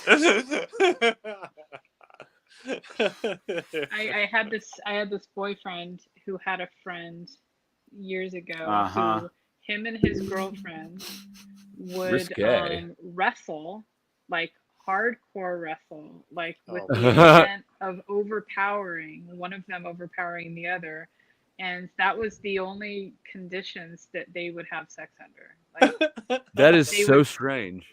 I know that was their thing though. It was almost like a kink or something. Did Like, they sell tickets? It's They definitely probably a should kink. have. They would have sold out. I think I'd watch. they were both cute. I'd watch even if they weren't hot. Oh Lord. Hell, I might even participate. Off the top ropes. It'd be like when another wrestler comes into the ring in WWF and the announcer's freaking out because Macho Man Randy Savage just came in with a chair. That You would be fly pretty in cool. from above.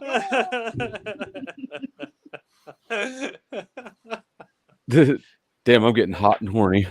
All this talk about wrestling. You're one weird dude, man. Dreams are always like that.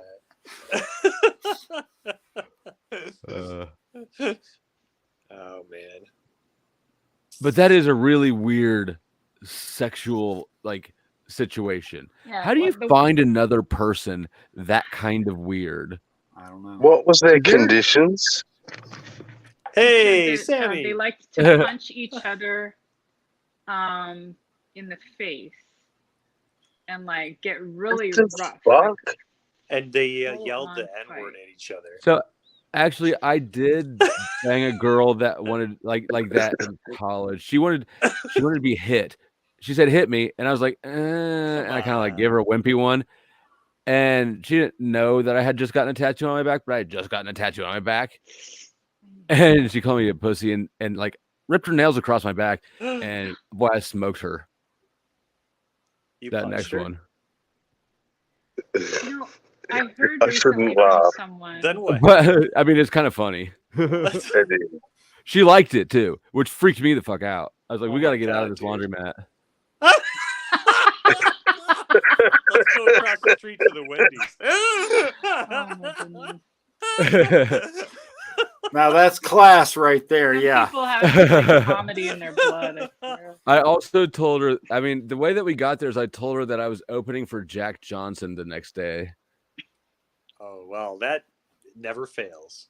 I mean, Jack Johnson it seems like if you could be one musician to or Yeah. one sort of music style to maximize your pussy return on an investment, it would be like that. Jack Johnson, so safe. So safe, kind of fun. Do. So I like Jack Yeah. Johnson. Real laid back. yes. But yeah, he was in town that weekend, and he was at the Blue Note, the concert place there the next night. And I said was opening for him, and That's ballsy, dude. I Uh, can't believe you. well, I mean that's part of the fun is to see what you can get away with. Really? I don't. Yeah, But- I've never got. Interesting. Yeah, Yeah. I got like, married really young, so I never got to try things like that. well, Me either, man. I'm terribly conservative compared to people like you. oh Yeah. my, you guys got to get out there and sow your little wild oats. Oh, mine are sown. Mine are fully sown. They've grown and starting to grow their own seeds. Well, maybe that ship has sailed. Yeah, it's okay. Or you could be I like work- Sam and sow your oats, and then when they're grown, then resow your oats again. Oh, Sam is a hero of mine. So I hope to. I follow got in plenty his more oats to sow. Don't sell me dirty short yet. That's an kangaroo offer footsteps. too. That's an open offer to the panel, I think. Yeah. Let's go. The panel or anyone listening or anyone watching this in Really, the future, or anybody at all. just anyone in general. I have very low standards. Go down to the bus stop. Anybody need a place to stay tonight? Sammy, you're such a prude. I'm telling you. Holy cow. Well, I might drop out in a sec. I'm gonna walk away from the Wi-Fi, but I love you guys. Thanks. I'm gonna try Well, to we're stay glad on, you came in. Yeah. So you're- Thanks. Richard, why your live streams get so out of control? Because you're on it. Yeah. I was just Richard wondering what a allows map of everything this as long as it's conversation honest. would. Yeah, I like honesty. I mean, I'm okay with humans. Yeah. Most. Some of them ain't good for nothing. Well, I can't stand a liar. You know. Yeah, That just gets on my every last nerve. it is a problem.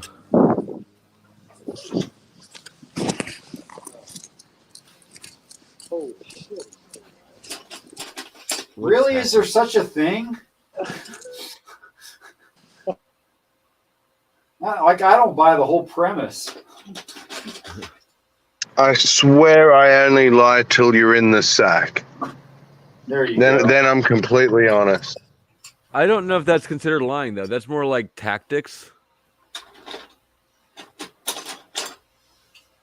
If people didn't lie to each other before sex, the human race would have went extinct a long time ago. But how awkward would it be if everyone was fully honest? I like the Like- idea. Like right up front, like, oh, by the way, all my credit cards are maxed out.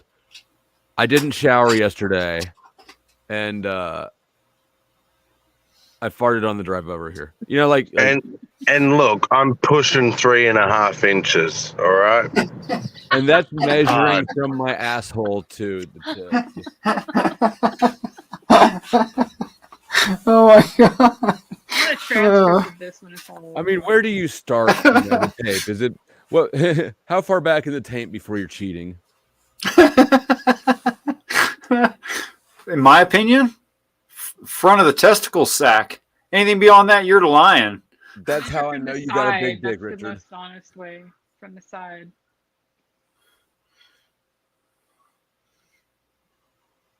Everybody Yes. measures. Measure side or top. Right. Then you're not lying. Top Yeah. can be a little tricky because if there's any curve, you gotta do some special stuff to make it work. But you know. Fair enough. I think I always did top, but that's just because I was lazy. What am I listening to here? What are you Humans. walking away from?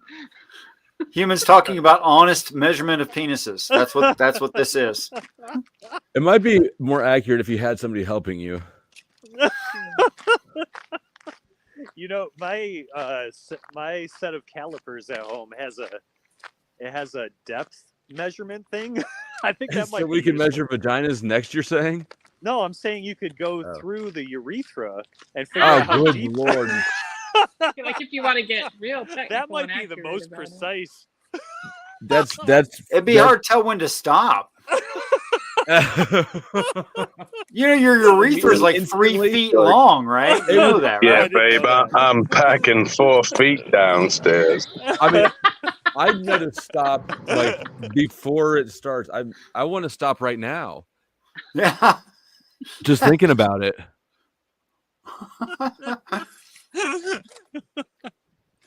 Oh boy.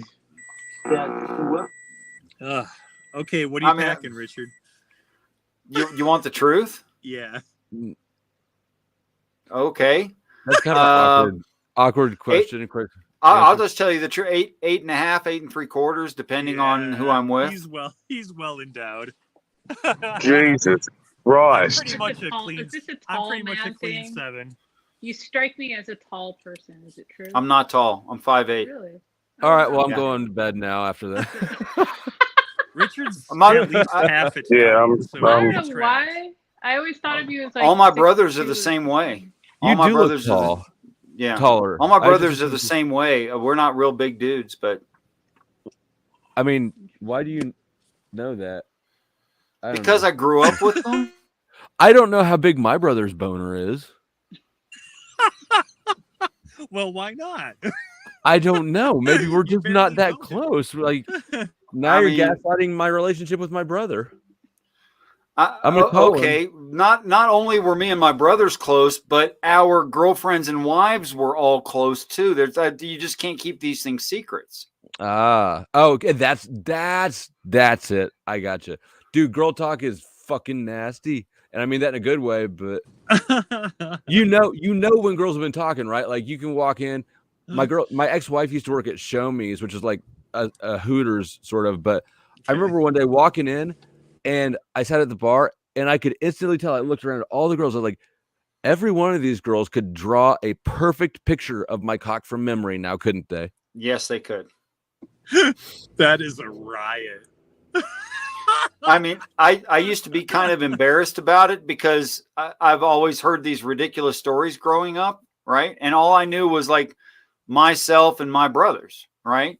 And I'd been married for about 4 years at this point, and she actually took me to an adult toy store and took like a typical, woman toy, like the actual one, not an exaggeration, not a crazy one. Like the average one. Yeah.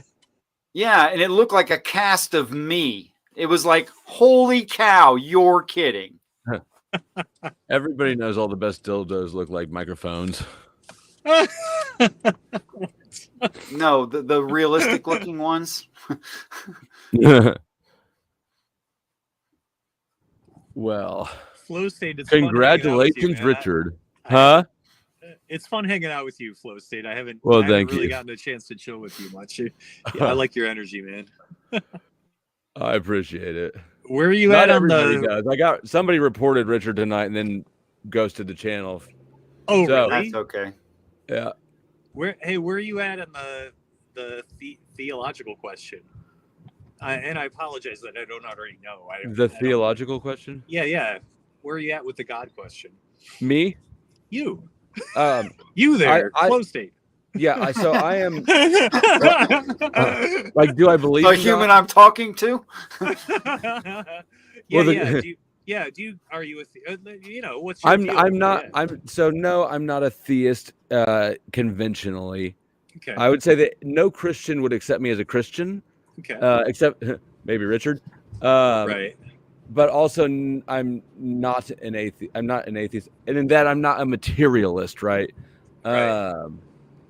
I'm actually quite comfortable with my own not knowing. I think that if I was supposed to know, then I would know. If there's a creator who wanted me to know something, then they would have made me that way.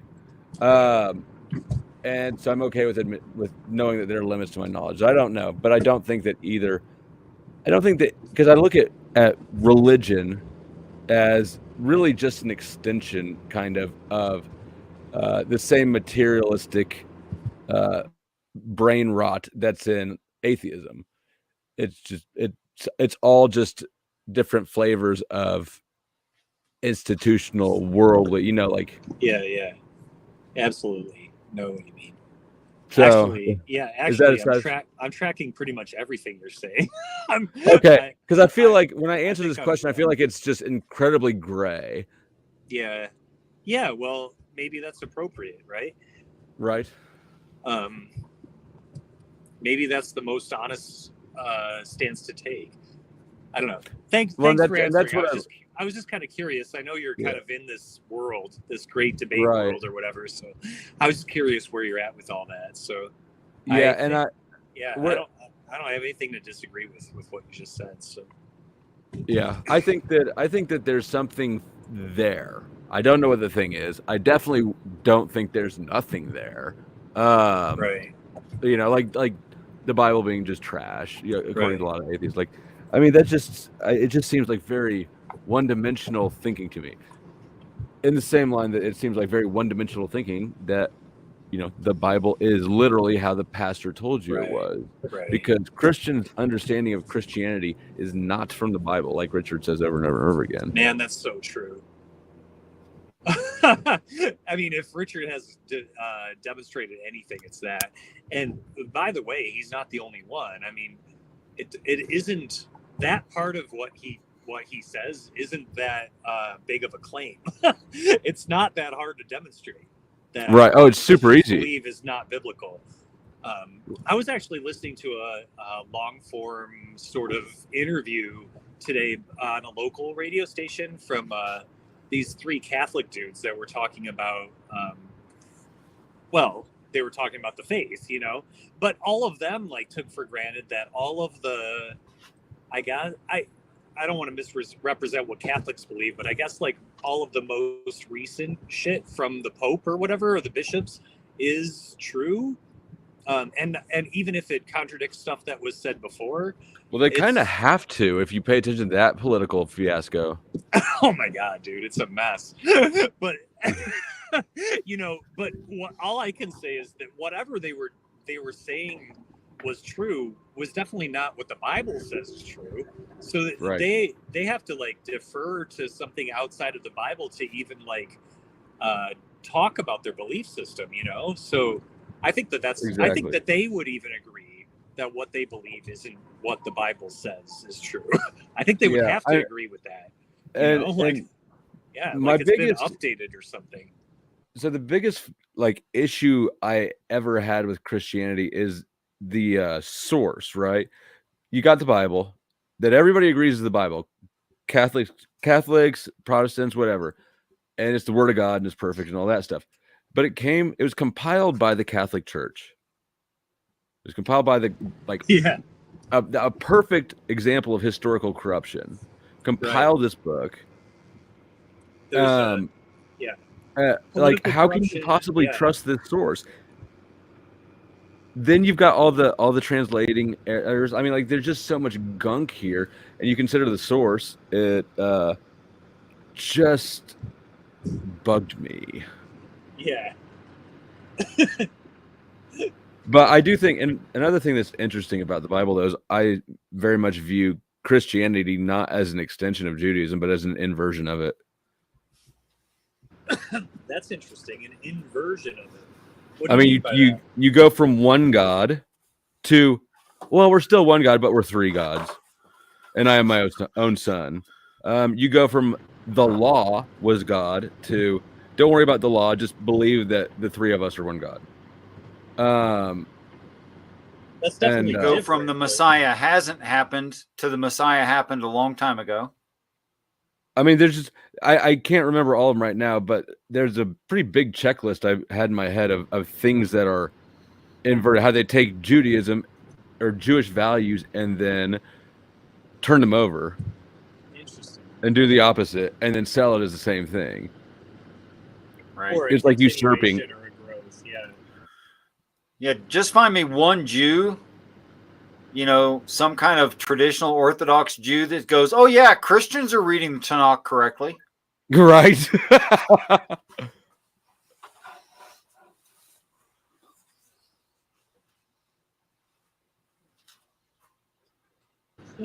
It also, another thing that the New Testament demands of its adherents is sort of breaking logic, right? Like, three entities, one God. That forces you to bust your own.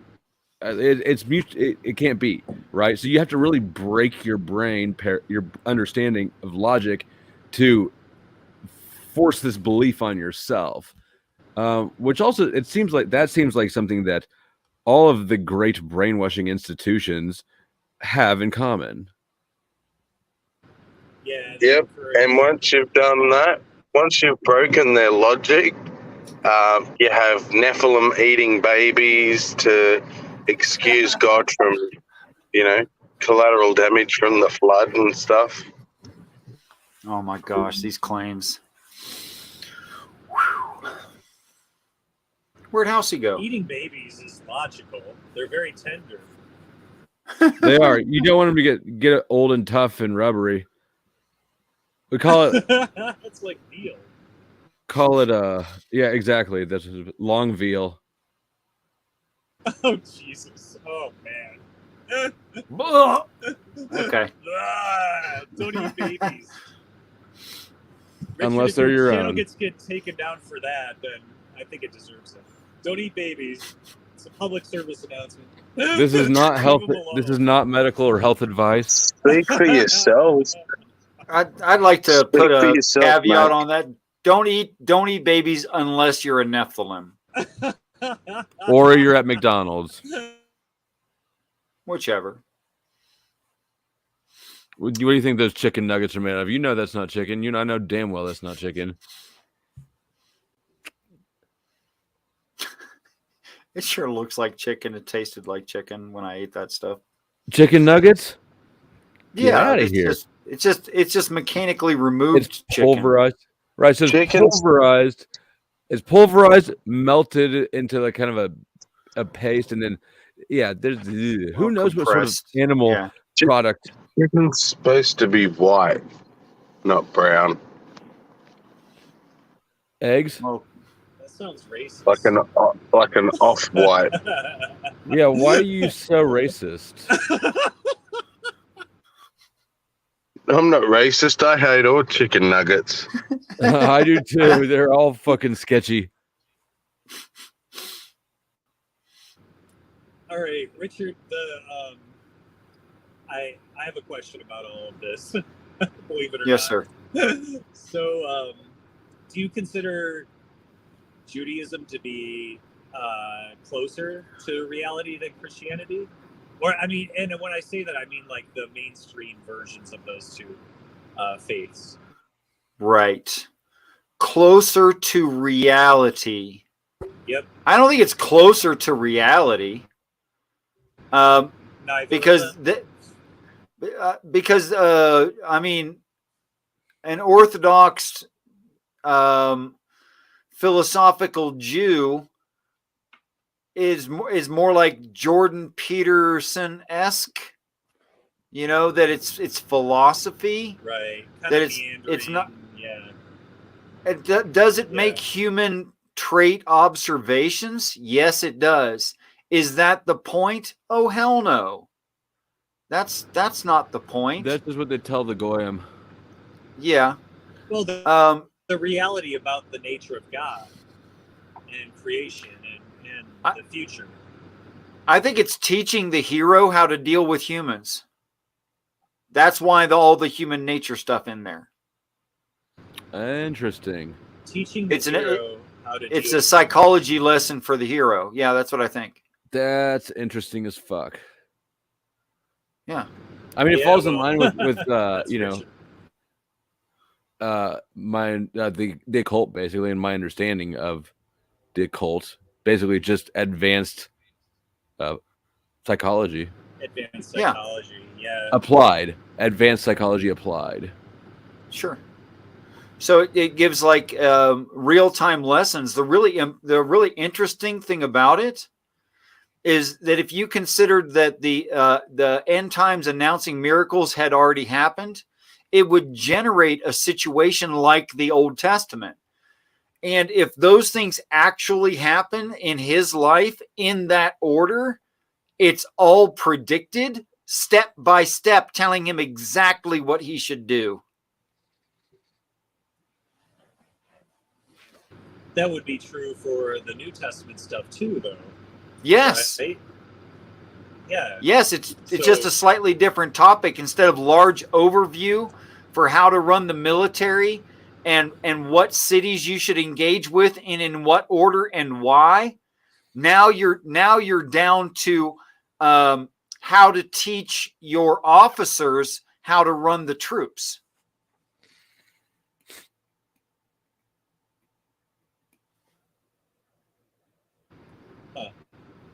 Okay.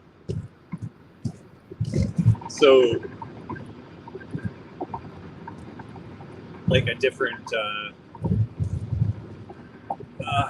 a different level of instruction. You know, Yeah, it's like more, officers candidate school instead of basic training. right. Yeah. Playing in the big leagues here. This is for the Jesus. Yeah.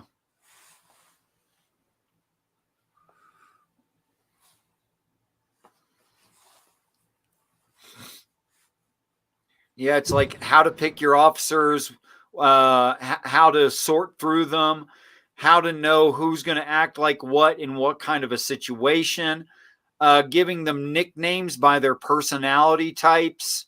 I mean, it's all there. Hey, It's all Lispy. it's all very modern. This idea of giving people nicknames. What, are you freaking kidding me? Do you really think that was something in some Mesopotamian or Jewish or Greek culture somewhere? No. You think people didn't give nicknames back then? You think there wasn't? No. Oh. No. You don't think? I'm you don't think skeptical about Gabriel? that, too. Gabriel. Hey, Yeah. Gabriel. Gabriel. I think nicknames are old. First of all, that's Jabril. Not Sure it is, Gabriel. Gabriel. He's And just mad because he's gay. that name Oh, has no. meaning, you know. Yeah, the whole idea of like, oh, your name is Peter, which means someone who's rock-like or stubborn. Is that what it means? Yeah. It means, and it means it's somebody and it's who's a slang for Yeah. a penis. I didn't know that. I just think that's funny. Oh, that is Peter. interesting. Yeah. You're Peter. Yeah, it's like a rock. Yeah, great. I wonder if that can't be coincidence. It might not be. It's hard to say. I'd have to look into the etymology of the dick. Try to figure that out. But yeah, all their nicknames are like identifying their personality. Go ahead, Mac. It's part of Finnegan's Wake by James Joyce. It's on the first page. It's the two words that are thwart peach rick, and it's a Joycean thing because it's supposed to mean like thwarting the idea of Catholicism, because the beginning of Catholicism was "Thou art Peter," which is supposedly where Jesus makes Peter the rock. Or the, yes, of course, the foundation of the church. Yeah, and so Joyce, being an Irish guy, has a lot of hangups about Catholicism. So he was like, "Thwart Petrick," but also like I tried to read that book once. It was impossible. Oh, it's so beautiful. A peat rick is a brick made out of peat, which is what they use for fires and things like that in Ireland. I mean, right? So he's got the idea of that folded into it as well. And of course, it that sounds like such a process. It sounds like a what? It sounds exhausting trying to decipher. It's delicious or fun, depending on who you are. And I want to like. I have a goal of someday doing a YouTube series about Finnegan's Wake where I don't only read it, but I like ecstatically riff on it because you should, dude. I would watch that shit. That book, man. But you're gonna have to start now, and maybe you'll finish by the time you die. I've read the book a few times already, and I've read a few different companions to it. I'm a big fan of Finnegan's Wake. I think it might be the coolest thing that was ever written. But, I agree with that part, but I just still don't understand it. I don't ever find people that want to talk to me about it, so I mostly keep it to myself. I would definitely let you talk about it, and I'd listen, but I don't know it. I can't have a conversation about well. So what is it? Is it like a learning process where you start reading it and you figure out what he's talking about, and you're building on that? It's a little bit of that. My favorite way to enjoy Finnegan's Wake is to kind of let it wash over me and just read it without trying to understand it, and then impressions start to land. Actually, Huh. I can do that with scripture as well. Sometimes it's really cool. But That's interesting. That's Joyce the opposite also, of how I tried to read it. it's not flow of consciousness, because what Joyce really did was he had a mechanistic way to develop this book, and what he did was in every word that he wrote, he tried to incorporate, if I remember correctly, 4 different aspects to the word, and they all had to do with like aspects of our existence. And so there was like a personal kind of egoistic aspect to it, which incorporated all of the pride and guilt and fear and kind of personal neuroses that we have in that level. It has a social sphere, a spiritual sphere, and a historical sphere. I think those are the 4 levels of every word in Finnegan's Wake. And once you start to see them as that, then you can be like, okay, I see that. I see those things in this phrase, or like, I can't even hold that many things in my mind at once. Mac is really smart, guys. Don't let him. I mean, he's modest too, but he was trying to describe what the language of dreaming was. So the main character is asleep in Finnegan's Wake. He's not awake yet. He wakes up at the end, you know. So it's that kind of wake. Yeah. Well, it's all of the kinds of wake. It's okay. Finnegan's Wake, of course, is a song in Ireland about a man who died. It's a good song. At his wake, they spilled some whiskey on him, and he woke up. He came back to life. And Joyce saw in that silly old song, Irish song, metaphor of man's existence, and you know, the Bible is in it, and you know, the fall and the redemption of man, and like all of it's in it. And he saw history as cyclical as well, which was kind of a popular notion at the time. And so, you know, like Hamlet and Tom Sawyer are related. Hey, fellas. Yeah, no dog right now. Yeah.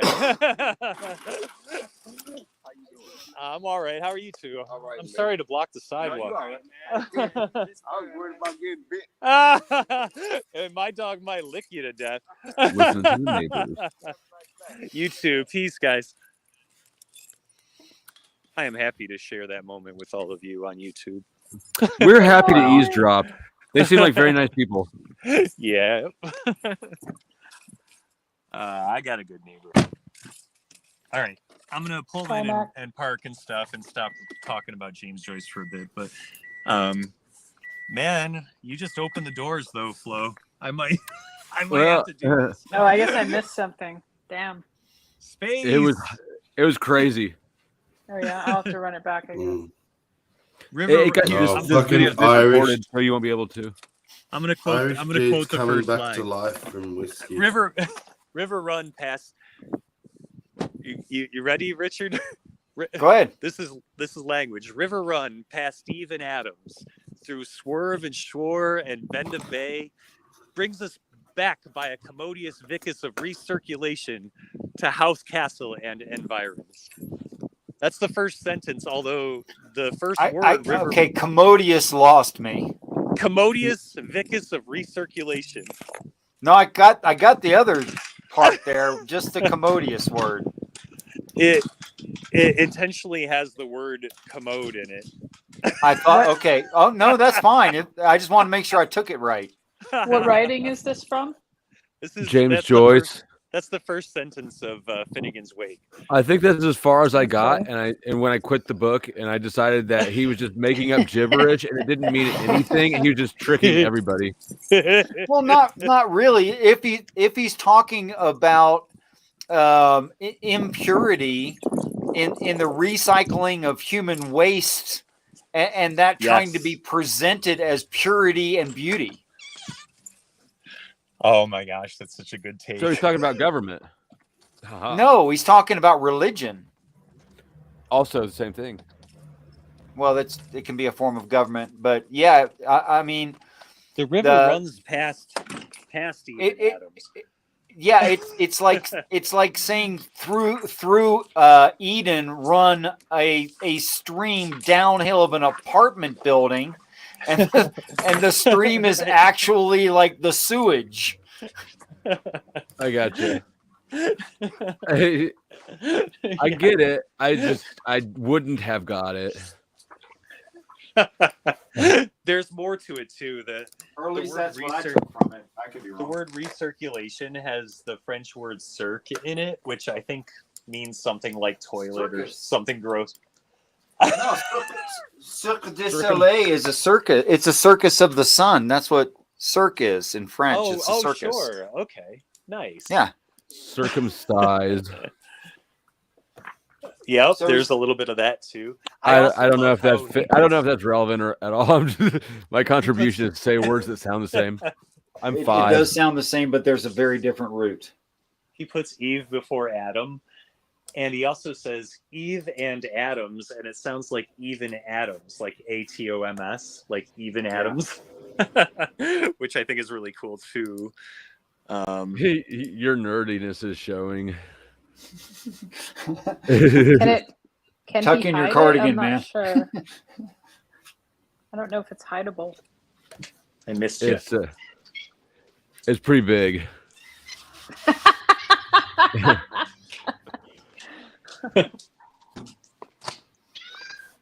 It's got a long, thick, and prominent nerdiness. It's throbbing. Oh, I love you guys. Who else is here? I'm home now. Who is it? Space is here. Sammy's here. I can look at my screen. Hey guys. It's late too. It's after 1 o'clock. It is, but it's the weekend. Yay! It is not. It doesn't matter when you're unemployed. Oh, wow. I have tomorrow off, and I have a show with Richard tomorrow planned. That's Right on. Nice. Yeah. So when you have your hangouts that you entitle like meeting in Eden, Richard, Right? do they follow any kind of specific format or theme, or are they just with a specific person, or how does that work? Yeah, they're all people meeting in Eden. That is, we met on the earth, and from the perspective of heaven, we'll remember back to this time, and we'll laugh together. It took me a while to figure that out too. Okay. And we'll all be good friends. Yeah. I'm gonna bang everybody I missed in this life.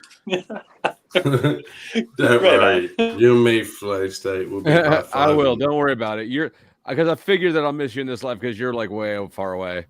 But I'll get you the next one. Yeah. I'll be like, come over here. Let me throw some shrimps on that Barbie. As long as you call them Prawn. prawns, Prawn. I'll be good. You're like, I Oh, want to visit shit. your outback. Sorry. I feel like there's a down under joke in there somewhere that I should have caught and I missed it. Or a bushman sort of. A joke. bushman that could work. Something about a pouch because of kangaroos. You know, there's a lot of opportunities and I seized none of them. Oh, wow.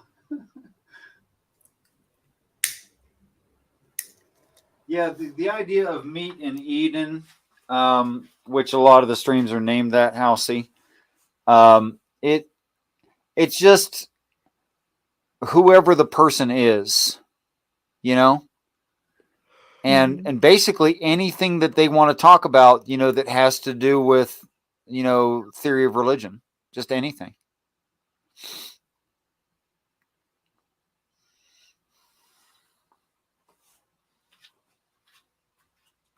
Sorry, I was chewing a cookie. I didn't want to chew in your ear. What Chewing kind of apples. cookie? Oatmeal chocolate chip. Oh, well, there's- My can do favorite kind, and it's my own recipe. So You know what sounds good right now is Pepsi. Pepsi. Really? I'm a Pepsi person. You like crave I almost- Pepsi? I almost never drink soda. I mean, not as much as I crave the cigarette I'm about to light, but but similar, but actually pretty similar. Huh. Sugar addiction is definitely stronger than people notice.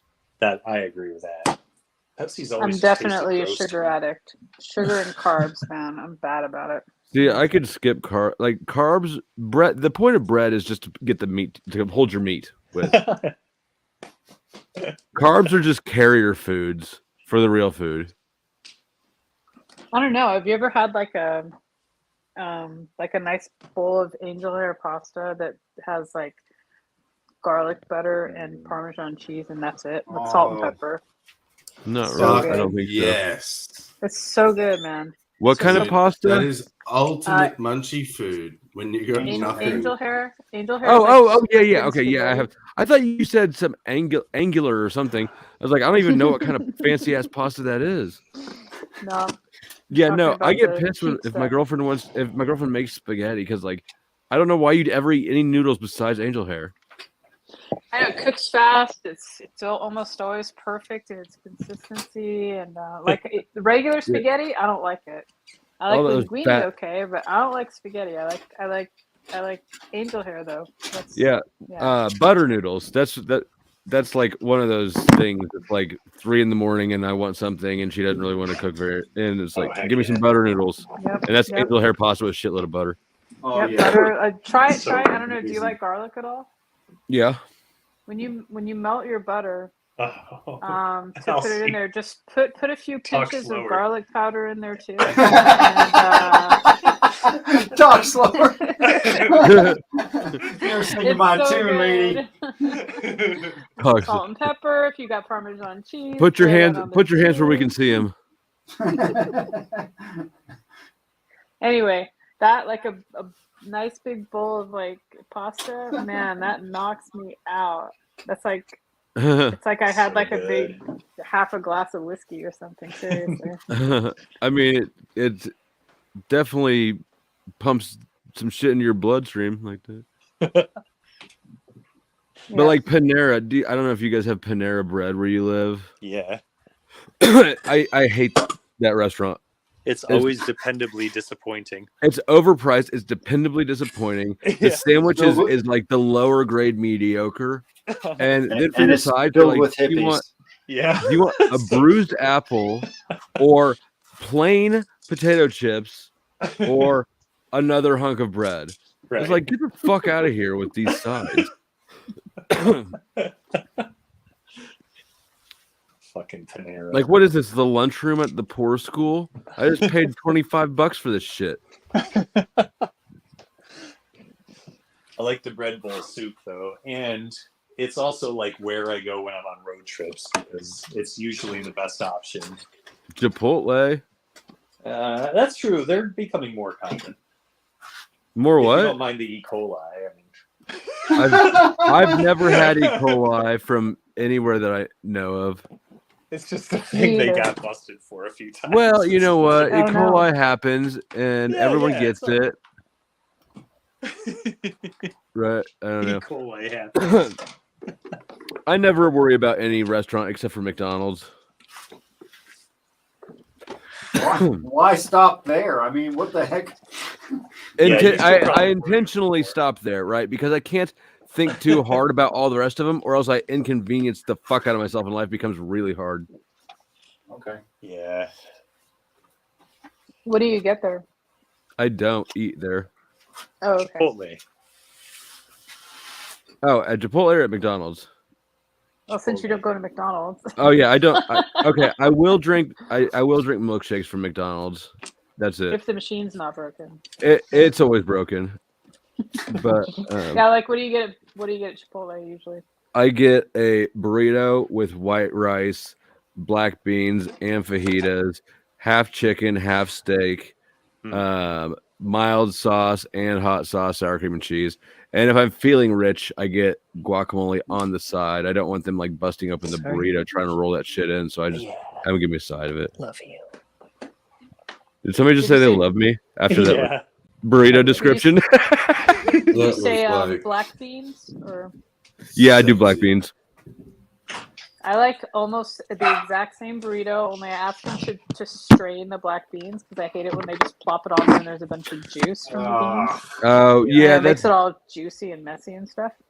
that is a And then problem. also with the salsa, is there 3 different kinds or only 2? They got the corn, the hot, the pico, and then like the greenish stuff. Oh, right. Okay. So I usually get the medium on the burrito and then the hot on the side. And there was one other difference. Oh, yeah, the meat. I usually get barbacoa. Barbacoa is good, and I'll switch up the Yeah. meat occasionally if I'm feeling frisky. Sometimes I get extra meat. Sometimes, and that's another thing. If I'm really feeling like rich this day, I will get double meat instead of half and half, and then I'll get the guacamole. But no, that's not the norm. Chipotle is one of the few places I like sour cream from because their sour cream is like thin and not particularly stinky. It's like kind of like milk. Yeah, I think they use like the Mexican style sour cream. Right? Yeah, that's all right with me. I don't like that thick tub goop that smells bad and the A&E tub of the, like, wait. What you're saying is you don't like sour cream. Basically. Yeah, that's that. Okay, that's accurate. I don't like the stinky thing. I like also, the spoiled milk. And and here's another dairy issue that people have introduced into food supply is cottage cheese. Who the fuck thought this cheese needs to be the texture of vomit? You know, there's a trick to that. Like, you have to get the small curd and not the non-fat stuff. The non-fat stuff, for some reason, is slimy, and I don't know what the hell is up with that. But the I'm regular, just fine without it. Full fat, small curd, and then you put seasoned salt, pepper, and then sliced avocado. Oh, so good. That doesn't sound very good. That's good. It's not proper cottage cheese unless you have to tip the liquid off the top first. Yes. And I don't do Greek yogurt is a no. Hey, sexy. The yogurt part or the Greek part? Well, I mean, because Greek yogurt is like the sour cream of yogurt. He missed that. It's too thick. Is that what you're saying? It's too thick and it's too sour. Oh, okay. You know, it's got that fucking like tangy zing Too at the tangy. end. Right. Yeah. I didn't miss it. I discovered something weird about sour cream. Though. How you doing, handsome? Are they making sexual jokes? I think so. I think they were hitting on each other. It's because he heard about Richard's his Richard's endowment. well endowed. his monstrous cock to his. It's got a knee banger. He's got. No wonder his knees are always bruised. That's very not true at all. Yeah. I hate it when I sit down. I actually sit on my cock. I had a friend that used to happen to. It was his balls, though. He would like sit on his ball. He had really long balls. We've all been there, though, right? That's never happened to me. I don't know. He'd be like, "Oh, that never happened to me." It's I not used to think it was hilarious. What's going on? I think the biggest surprise is that Richard's like 4 inches shorter than me, or something. What? 5 or something. Because I'm yeah. You mean his height? Height, right? Yes. 6 inches longer. Like, Yeah. You Because thought Richard had a monster. I have a whole foot. Needs help carrying it around. So you're 6 foot? I'm 6'1.5". Oh, okay. Just over 6'1". I didn't realize you were not 6 foot, Richard. Oh, I'm Did 5'8". you think of him as tall? I guess I would never really. I've never seen him like There's something standing up. tall I never about- really thought yeah. about it, but I just assumed Richard was like my height. yeah, No. What about you, Mac? How tall are you? I'm 6'1". My What dog. about Sammy? I'm a pole bean, you know. I'm tall and lanky. I'm not like manly and tall. I'm a string bean. Pushing Wait, let's 6 guess. inches. Oh, What did Let's The other let's length. guess. Let's try to Oh. guess Sammy's height. Anybody have an impression without knowing? I get an impression of 5 foot and 11 and a little bit of change. I think he's around. Yeah, I would guess about 5'11" too. I might say 5'9". I don't know. I'd have to see him again and think about it. I've never seen him next to anything for scale though. It's because he's always got that graphic in the background of Satan eating babies. Mm-hmm. I need a kangaroo for scale. I don't know how big kangaroos are, so that wouldn't help me. They're the same size as a man. They're no certain size. There's different sizes of There's kangaroos. a running joke on Reddit. What size is that sort of shirt? banana. Yeah, I'm gonna go Yeah, 5'10", Extra 5'11". large. You got to pick one. That's an extra Okay. large. You're 6'4" then. I'm going 5'10" and a half then. He's bigger than. Oh, dude. 5'10" and a half. Did I get it? Yes, exactly. Really? Wow. Nice. Yeah. How'd you do that? I'm good like that. I look at things and I know. The door jams were the only. Because I've seen a lot of reference. police line up mugshots. Actually, that's how I learned how tall I was, because I thought you stopped growing at like 20, and then at 30, I realized I was an inch taller than the last time I. Because Yeah. like looking at my mugshot, I was like, "Damn, look at that!" It's just slower. Sammy, what are you posting in the chat here? I don't know, Oh. but they're... Lyrics. Is this what you were singing?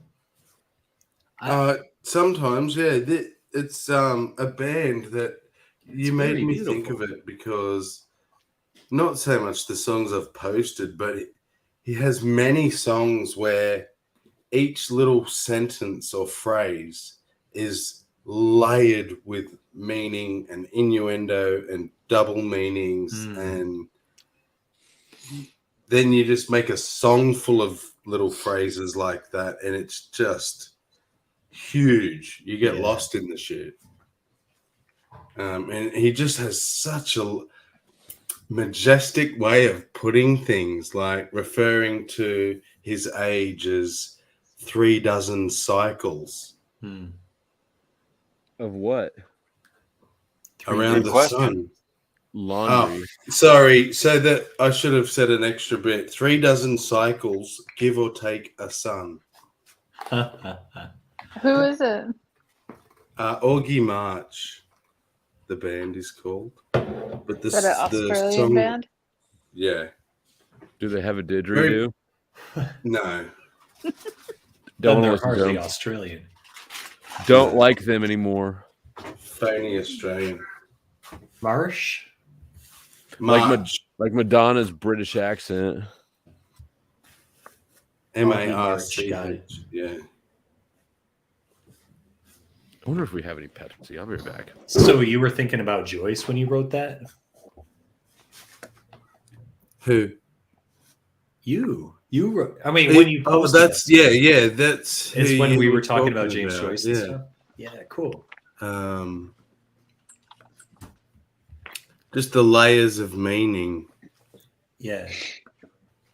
Yeah, so there's this idea. I want to talk about this a little bit because I'm rereading Ulysses right now, and I actually have the pleasure of rereading it with two other people. So we're talking a lot about it, and there's this idea, and I don't think it's specific to Joyce, but I think there was like this movement in the 1920s when Joyce was writing where people tried to get it. I think it was related to like Dadaism. I mean, don't quote me, but people were trying to get as close to like authentic representation of art. Sorry, let me start over. Artists were trying to get as close to an authentic representation of the human experience as they could manage. And so, you know, like Monet was trying to paint like what he saw, not like what a camera would see, but what he saw. You know, for instance, I guess you could say Picasso was doing the same thing, but like Joyce was trying to say, like Picasso was not doing that. Cheers. Hey, there's your Pepsi. Nice, dude. I mean, I just don't believe you think that Picasso, no, like Picasso's shit is wonky. Well, there's supposedly there's evidence that that's, that he had some mental problems that made him see I the guess world. I don't really know anything about Picasso. I just know some of his paintings, and it seemed like a far-fetched claim to me. Something he said was that he was trying to paint like a child, which I think kind of captures what I'm saying. It's trying to paint like directly what, I don't know. I don't really know if I can grok Picasso, but or Joyce for that matter. But I think at least like when you're reading Ulysses, you're getting a glimpse of like a writer trying to say, okay, I'm walking down the street. What really happens? There's a level where I see everything, but there's also a level where I'm like thinking about everything. And then there's another level where I'm like feeling everything and like reacting to what I'm thinking. And Richard and I were on a stream the other day with a woman, Jody, who proposed that we start to do like flow of consciousness conversation. And it was like that. It was like feelings to thoughts to impressions to randomness, which is kind of what the experience of being alive and walking down the street is really like, for most people. I guess there might be exceptions, people who, like have perfect calmness, for instance, in their mind, or like, have achieved some kind of flow state, for instance. They might not have that experience, but. Can I just say that Halsey has a really big pussy? It's really beautiful. It's huge. It's furry too. It is a nice pussy. It's loving. It's accommodating and loving. Likes to be scratched. It's an affectionate pussy. This is one of the most affectionate cats I've ever met. But it is huge, right? It's not just like a weird camera angle. No, he's about 16 pounds. That's pretty big for a cat. That's isn't a it? big boy. He's a big chunky. He's not overweight though, right? He doesn't look fat. No, he's just solid. Like he feels like if a cat were a pit bull. He's just really solid. Like he's got lots of muscle and stuff. Big guy. Okay, you guys ready for this? Yeah, I think. Works by Picasso. Some of it may surprise you. Was that a self-portrait? That looks Really? like a self-portrait. That surprises me. That's a Picasso. That's like the best one I've ever seen. This is when he was a teenager. Yeah. That's beautiful. See, you that's can't do that weird abstract bullshit art until you learn to do the proper art first, I believe. Yeah, you Then can. That's really good. Constructed. Yeah. Look at that. His mom. That's so beautiful. Yeah, Look at the light on her ears. Uh-huh. Oh my goodness. Oh, that's so gorgeous. Her hair. See, yeah, this is way better than his other shit. There's part of me that thinks that like modern art and all this shit is like a big psyop to gaslight people into stupidity. But I think everything's a psyop because everything is. Richard said that to me once. Everything's a psyop. Go on. Yeah. I called him out on it. I was like, not everything.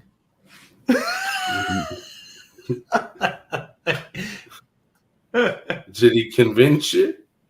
Not cheese. Cheese isn't a psyop. Exactly. Cheese is delicious. I got him to admit that not everything is a psyop.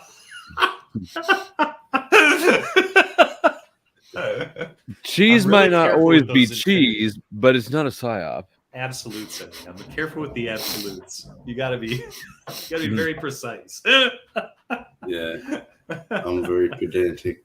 Everything on TV is a psyop. I will definitely say that. Yeah, I would agree with that. Yeah. And politics. I think all of politics is a psyop. Yeah. Past like the local level. Yeah. Yeah, and I'm Voting. even I think dubious about voting that. is a psyop. Voting is a placebo activity Mm. to Edgy. make you And it think does you want actually. It does count, though. I mean, to. Does it? I mean, yeah. consider that like President of the United States is the most powerful entity that we can prove exists in the whole universe and all of existence that we can prove exists. And you think that anybody's actually irresponsible enough to be in power and every 4 years leave it up to a completely random vote of no way. Like that would be absurd, really. I mean, if what you're saying is true, then we would just never have a different president. It would just always be the same Makes person. sense. Well, they No, work. but They they're would work just for the same puppets. people. They're puppets, right? You may have noticed that they're all actors. Like we got Trump, we got whoever was before Bush, Macron. Reagan. Macron married his Clinton. high school theater teacher. Trudeau has an acting background. Zelensky has an acting background. Well, these are Schwarzenegger. charismatic, outgoing people. I mean, it does take a certain kind of Special. I don't know the no, Charismatic. just like charisma and presence and charm to be in the public eye like that, and to convince people to follow you. Right. You know, and you don't But even nobody have to actually be wants to follow any. knowledgeable. Nobody wants to actually follow any of our politicians. Every year, everybody's like, "Well, I'm choosing between suck and suck harder." Right. That sounds like democracy. No, it sounds like I mean, that's what it happens. sounds. in a It sounds like democracy. it sounds like the illusion of options, right? No, I know when it comes down to like time to vote, it always does suck. But At least you get to vote for your president, supposedly. We have to vote for a fucking whole party. And they get to choose their own leader. what? That Yeah. sucks. See, I think guys I doing? think that democracy is a way of Get your obscuring shit together, who to blame. Australia. It obscures who's really to blame for things, and it makes people feel as if they're participating and as if they wanted this. Yeah. Like you want drug laws and you want your tax rate to go up, like all these things that you voted for. You voted Right. for Biden. You called in the hotline and voted for the contestants. The thing is, though, you know what? Like, we shouldn't be voting for personalities and for the impression of a person. Like, we really do need to have competent, educated, ethical people. And Yeah. like, we need to be able to have. That's what Plato wanted, right? Like the Yeah. Well, I mean, philosopher king what was- is? Yeah, the philosopher king model, totally. Yeah. But they're not yeah, that makes allowed sense. to. I don't think that you would be allowed to progress in politics if you were those things. Truly, I think that you'll be don't excluded. get You have very to be far. blackmailable. We don't allow false advertising, right? By a simple product. No, But we definitely we allow that we allow our presidents, right, to run on platforms and spout policies and bullshit that they don't have to keep true to. Well, and once it's they're in power. in the U.S. It's legal for the government to propagandize its own citizens, as of 2012. Thank you, Obama. Wait. I think it So- should be illegal for. It used to be for- illegal. Oh, sorry. What I think that it should be illegal for certain people in power to lie, like cops shouldn't be able to lie, politicians and news agents. Teachers. It should be illegal. Teachers. and That could parents. be up there too, but then we have to look at, okay, well, they're not lying, but what's the information that they're being given that they're told to teach? Is this information that, like, who wrote it, who approved it, like, you know what I mean? That it goes back another step. Well, and how much do you have to know before it's a lie, right? Like evolution. We've never seen one species turn into another. Is that a lie? They're going about fruit flies. It's not. Yeah, what you just said is a lie. We have It's two. not so much a lie. It's just incorrect.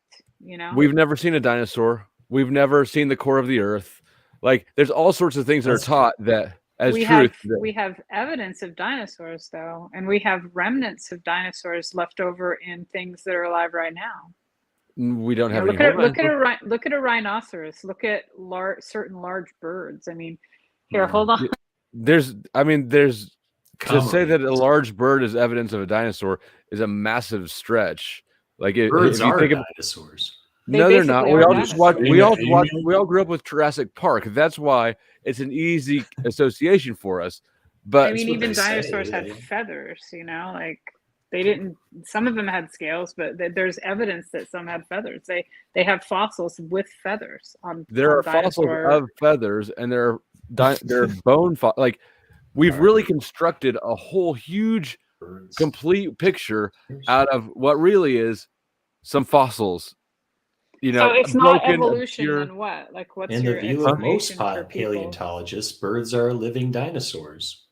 In other How words, many have the you traits talked we to accept besides- as defining birds. I think that actually arose everybody's first in referencing dinosaurs. Jurassic Park. I don't know, man. I don't fucking know. I'm not a biologist. I'm not a paleontologist either, and I was more just illustrating a point than like actually making a statement about dinosaurs. I don't know shit about dinosaurs. I know. But you all I are get what being you're saying. Like we do, frustrating. we do believe a lot of stuff that we don't have like direct evidence for. Like that is definitely true. Archaeology is a perfect example of what flow state's talking about. Archaeology is a perfect example of what you're talking about. It's like, well, we have this single piece of pottery here, a few inches by a few inches, and we know from this that there was a settlement and that they were eating these animals and they came from this area, and it's like, fuck off, you do, from that little piece. Well, and the whole timeline of history is like, it doesn't, like, there's a lot of excluded things, like, that doesn't fit into the paradigm, push it away, so I just don't see how you could have any sort of law, like, you can't lie. There's too many ways to lie while telling the truth. It's true. You'd have to have like truth inspectors and shit. It doesn't make sense. You can't have it be against the law to lie. No, but you can make a law that says if you run on a platform that says I will do this or make this policy, that they have to follow through with it. That's true. You could hold people to their word. That's different than like prosecuting liars. Yeah. You'd have to prove they knew they were being they were misinforming, because that's what a lie is, And that's why slander is so hard. Intentional. It has to be intentional. That's why the most common answer given in any fucking tribunal to do with anyone in power, the answer is I don't recall. Because prove I'm it. gonna have to remember that. It's also great. Yeah, anytime you're a defendant or whatever, like use the shit out of that. Is that gonna work? What do you think of forced? Yeah, they can't drugs? prove otherwise. Richard, are we the only theists on the panel? Yes. No. Except flow states. I'm sort of like lukewarm, which I know is right where I'm not supposed to be. No, that's good. So if not evolution, then what? Like, what is your explanation for what? Humans? I don't know. I have no explanation. Nobody has an explanation, really. But I would say that the two options we're given are Sky Daddy made us, or fucking trait differences. Well, they just breeding differences. They just breed it into whole different species, and that's how things got here. You can like we could observe both of these phenomenon on a very tiny scale, and then we just blew them way the fuck up and said that's how everything got here.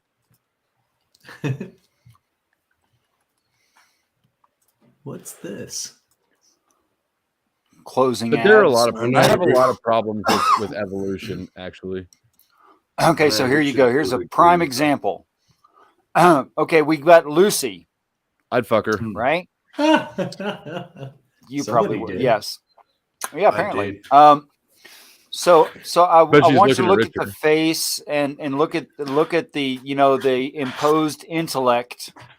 Okay. Sure. All right, so Implied. you see all that. Now I'm going to show you the actual bones they found.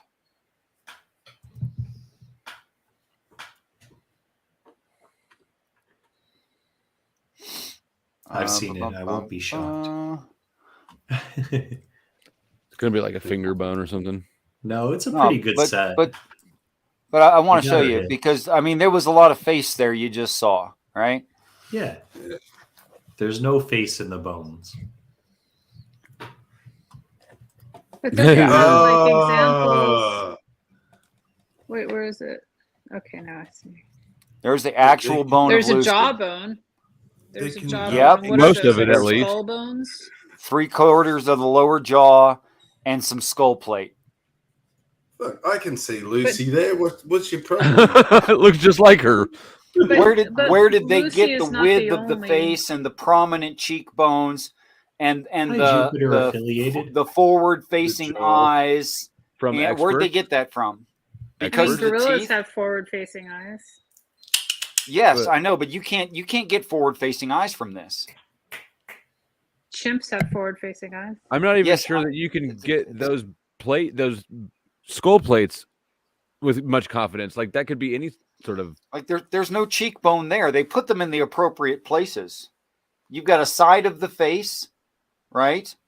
Yeah. And you've got the inside bone, part of the brain case. Those are in the right places. If that's the only example we have, But that's not of. I mean, yes, maybe of this one specific specimen. Yes, but we have. but I'm talking about skulls that from- one. Right, but Look, there's. But you're saying that, Halsey, you're saying a consensus is fine. The topic was how much actual bone do we have? Not enough to derive a facial Well, expression from. We have right. to. I mean, Yeah. if the problem that you have is the artist's rendition of what this person might have looked like, then I'm okay with you having a problem with it. That's what I got a problem with. Yeah. The fact that there But, is like, one at all. Okay, so you know how different people look in different locations on the earth, Sure. when we look at and what's really interesting is when you look at South American tribes people, they have a look to them a lot of times that almost look like their origins were in Asia.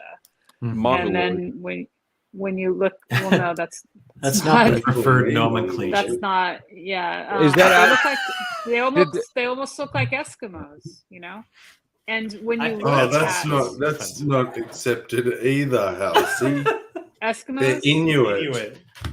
Okay, I had no idea. Well, you know Anyway, what? I didn't either. So we're just going to keep the talking. shape now. of the eyes, the shape of the face, there's a lot of similarities. And then when you look at Pangea, right, and you see the fossil record that shows us how we know Pangea was assembled as it was, and also you consider Okay, how do we know that? Actually, that's a great example of something that I don't know, but that seems like do you know how about the fuck plate would we have this tectonics? knowledge? I understand about- the Earth is made of plates and they shift. No, they don't shift. Okay, then They I don't know don't about plate shift. tectonics. They have places where Think of it as loose skin. That it's so there's some places where together. it spreads, right? There's a place in the Atlantic that is a major spreading center, and basically it's like a big seam on the earth where it slowly separates and new mantle material, hot mantle material, comes up and hardens, and then it spreads again and it comes up again and hardens. It does that So constantly, it right? pushes out of the crack. So it's constant. Yeah, it's constantly I didn't mean for that to sound spreading. dirty, but it did. It's constantly spreading these two The parts earth away is from a each dirty other place. and forming new earth right there. Okay. And just also they consider do shift though, Halsey. well, It's shift. I don't really considered like shift. that word. It's called as- tectonic shift. Yeah, I think that is literally the word that they use. Right, but it gives the idea of too much. I think of random movement or floating, which I don't really agree with. So you're saying that there's a method to the madness. Well, yeah, like for instance, people used to think that California was going to break off and fall into the ocean. before they knew that there was I no wish. breaking off anything. Like it wasn't like it was Well, so- floating to begin with. Like it's not an island. Like we're not, continents are not islands. Maybe that's my next sort of starts to address my next question, which is if there's new stuff being pushed out of the crack, and so like that side of the plate is expanding, but the Earth is not getting bigger. Come on. What happens? Hold on. That's just one site. That's just one type of like edge, like interaction. Like for instance, like the Pacific plate and the North American plate, which is right where California is, right? Like the coastline of California is on the Pacific plate. The rest of it is on the North American plate. They're slowly sliding past each other, right? And the Pacific plate is sliding up, right? It's sliding up. And I don't know if the North American plate is sliding down or not. But what? Like guy facting. Like if a dude's talking to a chick about cars or something that he knows she doesn't know about, then you can make stuff up. Wait. No, it's not. I'm not making. No, and I'm not saying that like, you're doing that. I'm saying that the science in general around this sounds like science is dude facting the rest of the world. Like, how the fuck would we know about plate tectonics? I mean, you could say that about anything, and someone could explain it to you, and you could say, "Well, I mean, don't believe you can't say that about anything, though. There's plenty of things that you can. Flow state does say that, Halsey. This has evidence. That's true. Lots I do. Of, like, okay, so look, this is why there's so many earthquakes in California, because the coastlines, the two different coastlines, the two different plate edges, I guess I should say, are obviously not going to be the same shape. They're going to have lots of crannies and sharp edges and things. And when they're pushing against each other, they're sliding past each other and they build up pressure. And every now and then that pressure gives way and some movement happens and an earthquake happens. And that's just what happens, right? In like a billion years, like LA and San Francisco will be right next to each other. Like that's the way it's moving. Right? Really? Yeah. And so check it out. Sliding up. The edge of California is sliding up. Is there going to be a mountain range in between? But how do we know that this is occurring? Because we can measure the movement. Yeah, and we can see. We can measure the movement. Yeah, and in some places, like when big earthquakes happen, there's like an actual differentiation of like a couple feet all of a sudden. Like a sidewalk will just all of a sudden it won't be matching up with the other half. Like, for instance, like Hawaii. If you look at Hawaii, right, it's like a chain of islands. The reason why it's a chain of islands is because there's a hot spot of magma underneath Hawaii, right? And it formed the big islands, I think was whatever one is the biggest was the oldest. Ring of Fire. Right. That's where Johnny Cash fell in. It's like a conveyor belt, right, over this hot spot, and like we have a new island in that chain. But so if that's the production end, then where's the other end of that plate that's getting buried? Okay, so that's called a subduction zone, and that's basically where one plate is like the lip of it is over the other plate. What do you mean? I mean, like you just know this stuff pretty well. White walls. Well, I took geology and marine science, and that covered a lot of this. And I just, we had a whole big chapter on earthquakes.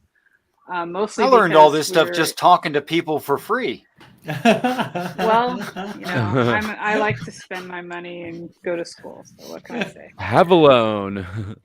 But like, okay, subduction zones are kind of like consumed underneath the edge of another plate, and when they go under far enough, they begin to melt and sort of enter the magma layer. They go down deep enough to start becoming liquid again. Now, how do we know that happens? I mean, you can read about it. There's I could read about it, but lives. that's not.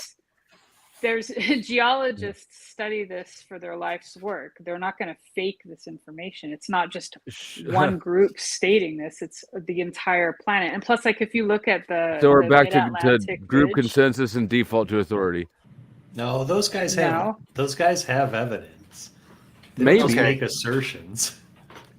Okay. Oh, All right. mountain All right. mountain ranges are, I forget, there's another, it's not the subduction zone, it's the opposite, when they're pushing up against each other and they kind of buckle up. That's a different kind of zone, and I forget the name of it. I could probably find out. Buckle up, buckaroos. Buckle up. No, but it's really interesting because people before this thought that every continent was like a big island, and that there was, like we were floating like an island, every continent. And if you look at a map, if you look at all of the continent edges, you'll see that certain ones look like puzzle pieces that used to fit together.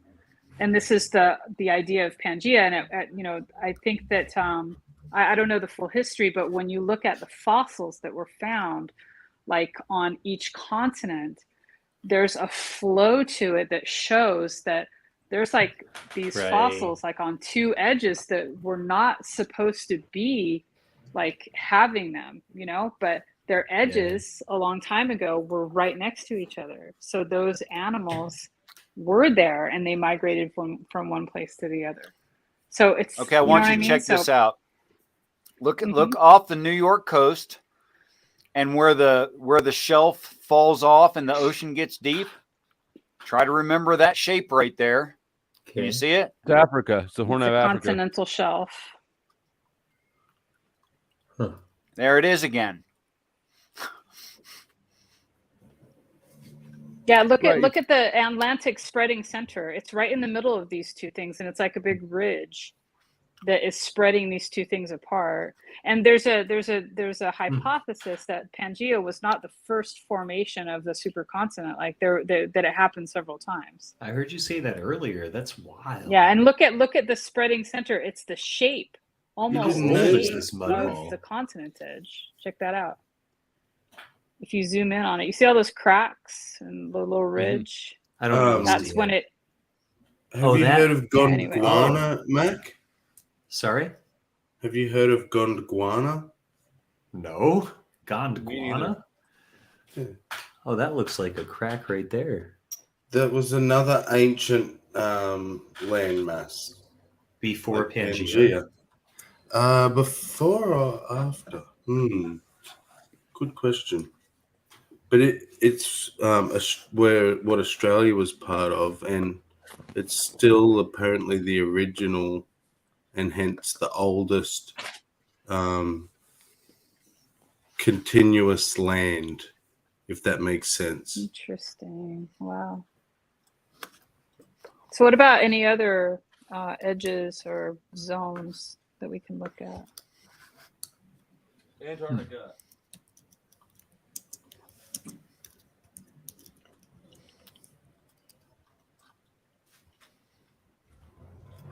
Cat, the private chat just said Gondwana as well.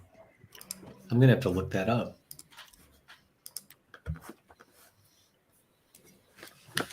So I'll share my screen if I may, Richard. Certainly.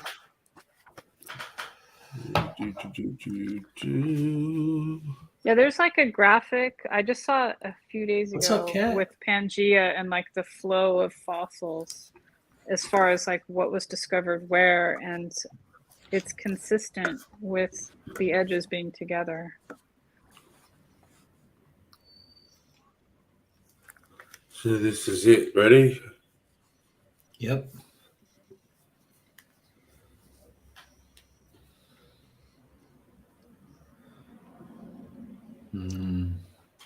I see it. Oh, here comes Africa. Yep. Oh, Come on. and there's... See you later. That's so cool.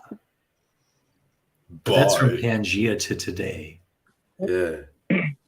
From what I understand, the Gondwana continent is was originally where Antarctica and Australia were connected, if I'm remembering correctly. Yeah. And Look at India a lot of the pushing the trees hedonism. in like Tasmania and Borneo and the temperate rainforest in Australia, that's where a lot of them trees come from. They're originally in the Antarctic region. Hello? Oh, sorry. I was Hello? saying hello to my husband. He's just getting home. Oh. Sorry, I thought I muted for that. I'm sorry. Yeah, no, I think you're absolutely right about Gondwana. I mean, to be fair, part of that was Friendly Jordies, and the whole, Valley of Death video he put out. I'd like to say that the coloration on this and desertification and overall lushness is not necessarily accurate. Yeah. Fucking science lied to us again. One thing that bugs me a lot is that, like, when, let's say we have, like, a whole bunch of information and there's like one thing that isn't entirely solid about, like, maybe the whole picture of it, like one thing that some people will look at and be like, I'm just going to throw away all of this information because this one thing isn't perfect. If you can't explain that, then then none of it is any. Well, it's more for me. It's more like, is this fruit of the poisonous tree, right? Like, can we trust this source at all? And to a large degree, I see science filling the same role that the priesthood used to, which is knowing stuff that you can't verify on behalf of. But the point of science, though, is to verify. Like, the point of scientists, science. No, the process. The scientific method and the industry is different. God, but what do you see as the industry of science that you find untrustworthy? I mean, the pharmaceutical industry is a fantastic one. Every drug trial, talk about regulatory capture, all of that science is paid for by the people who have obvious interests in the outcomes, right? There's nobody there's funding that science because they truly care about the science. You can really say that with confidence that no one. I mean, I can say that the system is constructed in such a way that it does not retain scientists who do not do their job and get things approved. Yeah, I view all those the scientists involved in the pharmaceutical industry is like it's a branch of marketing. Well, I mean, there has to be scientists involved on one level because they need to be able to develop the drugs and test them. Well, you have to account for conflict of interest, and that is not accounted for, or really at all. I have a question. So hear me out. So does it really matter if someone has an interest or not in like developing insulin if it helps people not die? Let's do a drug that had negative side effects. How about that? Well, yes, insulin side effects. Insulin might be beneficial, but the next drug that comes along and kills a bunch of people, you're going to wish that they had more integrity there. So yeah, you can be a liar and luck out, but you can also be a liar and fuck up. Is this a good example? Not remotely the question I asked, though. That's not that. I'm asking. Well, you're asking a question about one thing, and I'm talking about a process, the whole process. Okay, but like I'm trying to use a specific thing to talk about the process, right? Okay. Like, so that's it again. Okay, so does it really matter if someone has an interest in, like, so someone's diabetic and they have an interest in finding a way to cure or, at least treat diabetes? Does it really matter if they have that interest or not if they've developed insulin? Like, so you're saying if there's no negative outcomes from the conflict of interest, does the conflict of interest matter? No, that's not what I'm saying. Like, insulin the process of making insulin has definitely had negative outcomes, but now we have the ability to synthesize insulin, right? Like insulin itself has negative outcomes. It can be used to kill people. There's a serial killer in Canada who actually she was a nurse, and she gave a bunch of people who didn't need insulin, and it killed them, right? So, like, yes, obviously insulin has negative side effects. Yeah. But that's like the misuse, intentional misuse, you know? Right. It's a little different than just the drug being But I mean, bad. so I think I understand the question. Expensive? Does their interest in the outcome of what they're studying matter to the integrity of their study? Yeah. And well, no, not the integrity, the outcome, I guess. I mean, obviously, the integrity is a question that you can ask, and that's perfectly fine. If you're testing for safety, then what you're doing is you're making sure that the outcome has integrity, right? So then honesty without being clouded by your personal preferences or interest in the outcome of this product. See, you with developing drugs, right? It's assumed that everybody wants to cure the disease. So that interest is not in conflict, because you'll want to cure the disease. And if the drug doesn't cure the disease, then you will have no reason to say it does. That's not a conflict of interest. So a conflict and you've understood the scientific method. Thank you. My point is done. No, your the point's not disease done. might not be curable. I'm saying that's not a conflict of interest, though. What you described, because you don't know what a conflict of interest is, doesn't mean that the scientific process eliminates conflicts of interest. So what are you implying that some actual scientists are the ones that are profiting off of drug development? Yeah, well, I wasn't implying that, but I will definitely say yes. We know yes. I don't know what percentage that actually the rate. I don't know the percentage either, but I do know there's a big hoopla about Fauci having interest in the vaccines. So we know for sure, yes, that does happen. I mean, there's numerous Congress people that also hold stock in vaccine companies. And they're all insider trading and conflict of interest. See, that's exactly right. Huge conflict of interest right there. But why is it a conflict of interest? Because they're going to use government money to buy stuff because that's not in the people's best interest for their own selfish reasons, right? That's a conflict of interest. You have an interest for your own personal gain. Don't make me agree with you. I mean, isn't that more of a matter of not having laws against trading amongst those groups? We do. They're not enforced. Ignore them. Well, I guess then that's part of the problem. It's a big we have problem some. We don't have that. Yeah, we have some. We don't have enough. But a conflict of interest is when you have your job conflicts that you can't do your job and serve yourself at the same time. I did explain that very poorly. No, I'm aware. It's like when it's like if I were proposing that, like, let's say I'm on a board of directors and we need a plumbing company to do a full overhaul of all the piping. Perfect. And my fiance owns a plumbing company, and I say I think that this is the only bid that we should consider. Right. That's a conflict of interest. Right. So then back to the pharmaceuticals. When the funding for your safety studies comes from the people who want it to be safe so they can sell it because they developed it, you have a conflict of interest as a researcher because you want to get future funding. So you're probably going to look the other way on some problems. It calls into question the integrity of your research. Doesn't mean you were necessarily that you were lying or anything.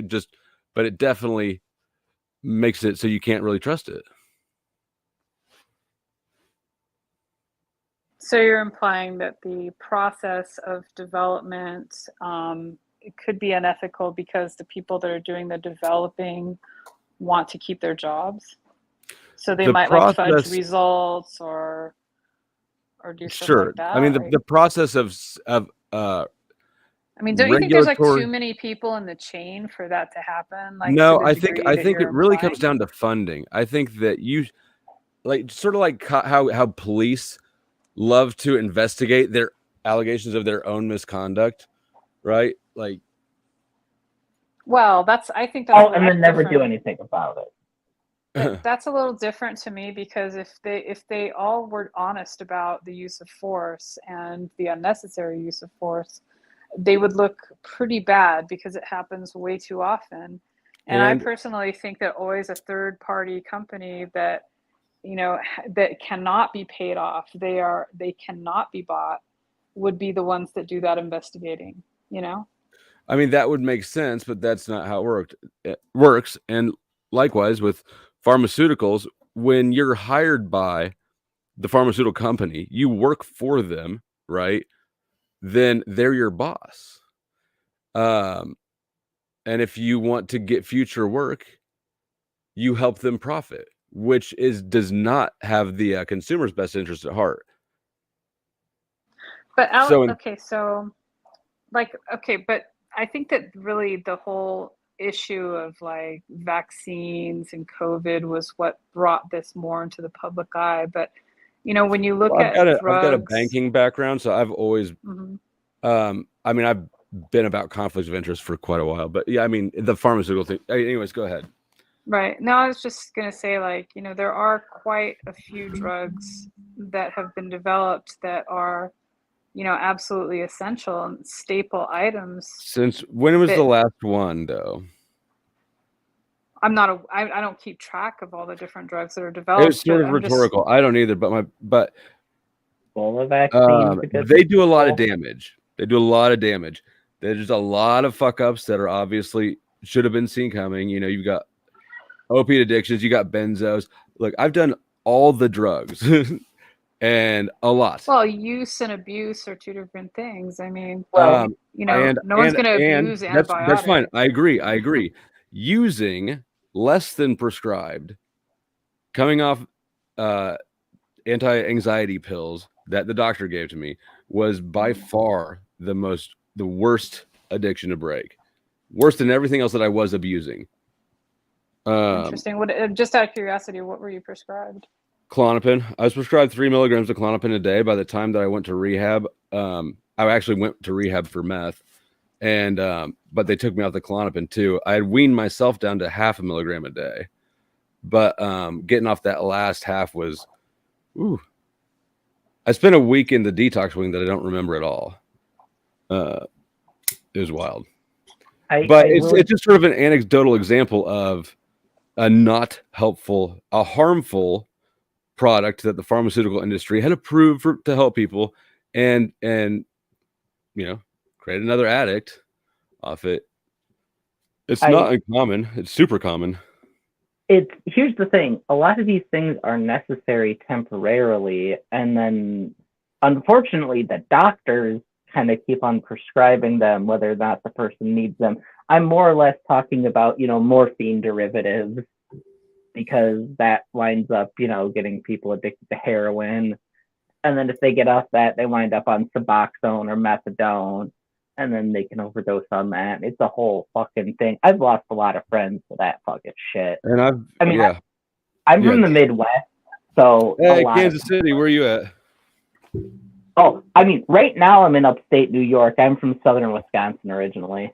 But I mean, that comes down to that's doctors though, not scientists. I mean, but no, that is right. no. That no. That wasn't developed by doctors. It was prescribed by doctors. It was developed by scientists. It was approved by scientists. Yeah, and it's helpful for what it is. It's just that doctors overprescribe it is the issue. I mean, it is. I would argue that it's not helpful. It might feel better, but it's definitely not helpful in the long run. If you're coming off, if you've had major surgery or a major injury, and you have unbearable pain, and you need like it's an anti-anxiety pill. It's no. I'm talking about like, let's say some kind of opiate painkiller. Morphine derivative opiates. Yeah, that's what I was talking about. Yeah, go for it. No, you go ahead. Well, I mean, if You can see how it would be useful. if you're in agonizing pain and a handful of ibuprofen just isn't cutting it, of course Now- it's very useful, but in the wrong person's hands that says, hey, you know what, I really like this feeling and I don't have anything to do today, I think I'll take 2 or 3 instead of 1. Well, now let's that's talk. where it starts. I mean, it's in the hands But let's of the talk about like user Adderall, for instance. Okay. Giving kids meth because school's boring. That is absurd, top to bottom. Well, it's the same with like Ritalin it's too. Right? dextroamphetamine, technically. But yes, It's what? it is meth. It's dextroamphetamine, technically. Yeah. Mine said amphetamine salts on them. Didn't say dextro. Okay. Well, okay, fair enough then. You do it. But it's not the same. It's not the exact same. It's not crystal meth, meth, I guess. You don't smoke it, but it's functionally it's the same thing. It has the same effect. Well, so if it's not the same. You can't argue with me on this one. Like it does have exactly the same effect. But that's if you kind of abuse it. Right? No, that's not if you abuse it. That's just how it is. Well, I mean, they also use ephedrine, Broncaid, the allergy med. To make meth. That's yeah. That it's literally that's like it's a Sudafed, pseudoamphetamine. right? I've actually never taken that's that. what Sudafed means, pseudoamphetamine. Oh, you're right. Pseudoephedrine, right? But I mean, so I brought up Adderall, though, just as an example of something that's not justifiable. Like I don't care what you think. It is unjustifiable to say that the solution to kids being bored in school is to give them amphetamines. Like that's just fucking shit. Well, there's no medical justification for that. There's just rationalization for doping up kids. That's a big thing. Anyway, some people actually need. Some people have like that's what they tell you. You can disagree with me. Probably everyone will, but I do not believe for not 1 second that there's kids that need speed so that they can do school. That they're better off being on dope than they are, getting to go outside and play a little bit more. I'm going to tell you that's a legitimate problem with school and the people prescribing the meds. Yes. However, there are people who actually do need that. Based on what? Why do you think that? Science. Also, I mean, I could use anecdotal things, but I don't know if that's necessarily helpful. Do you have anecdotal things? Because at this point, I trust anecdotes from people's lives here more than I trust. They say that we need it to focus. All right. Well, they said that cigarettes don't cause cancer too. Yeah, I need it to focus. They said my husband takes it too. I took it too. They said that the vaccine would prevent you from spreading it. They say all sorts of shit, and then they just sweep it up later.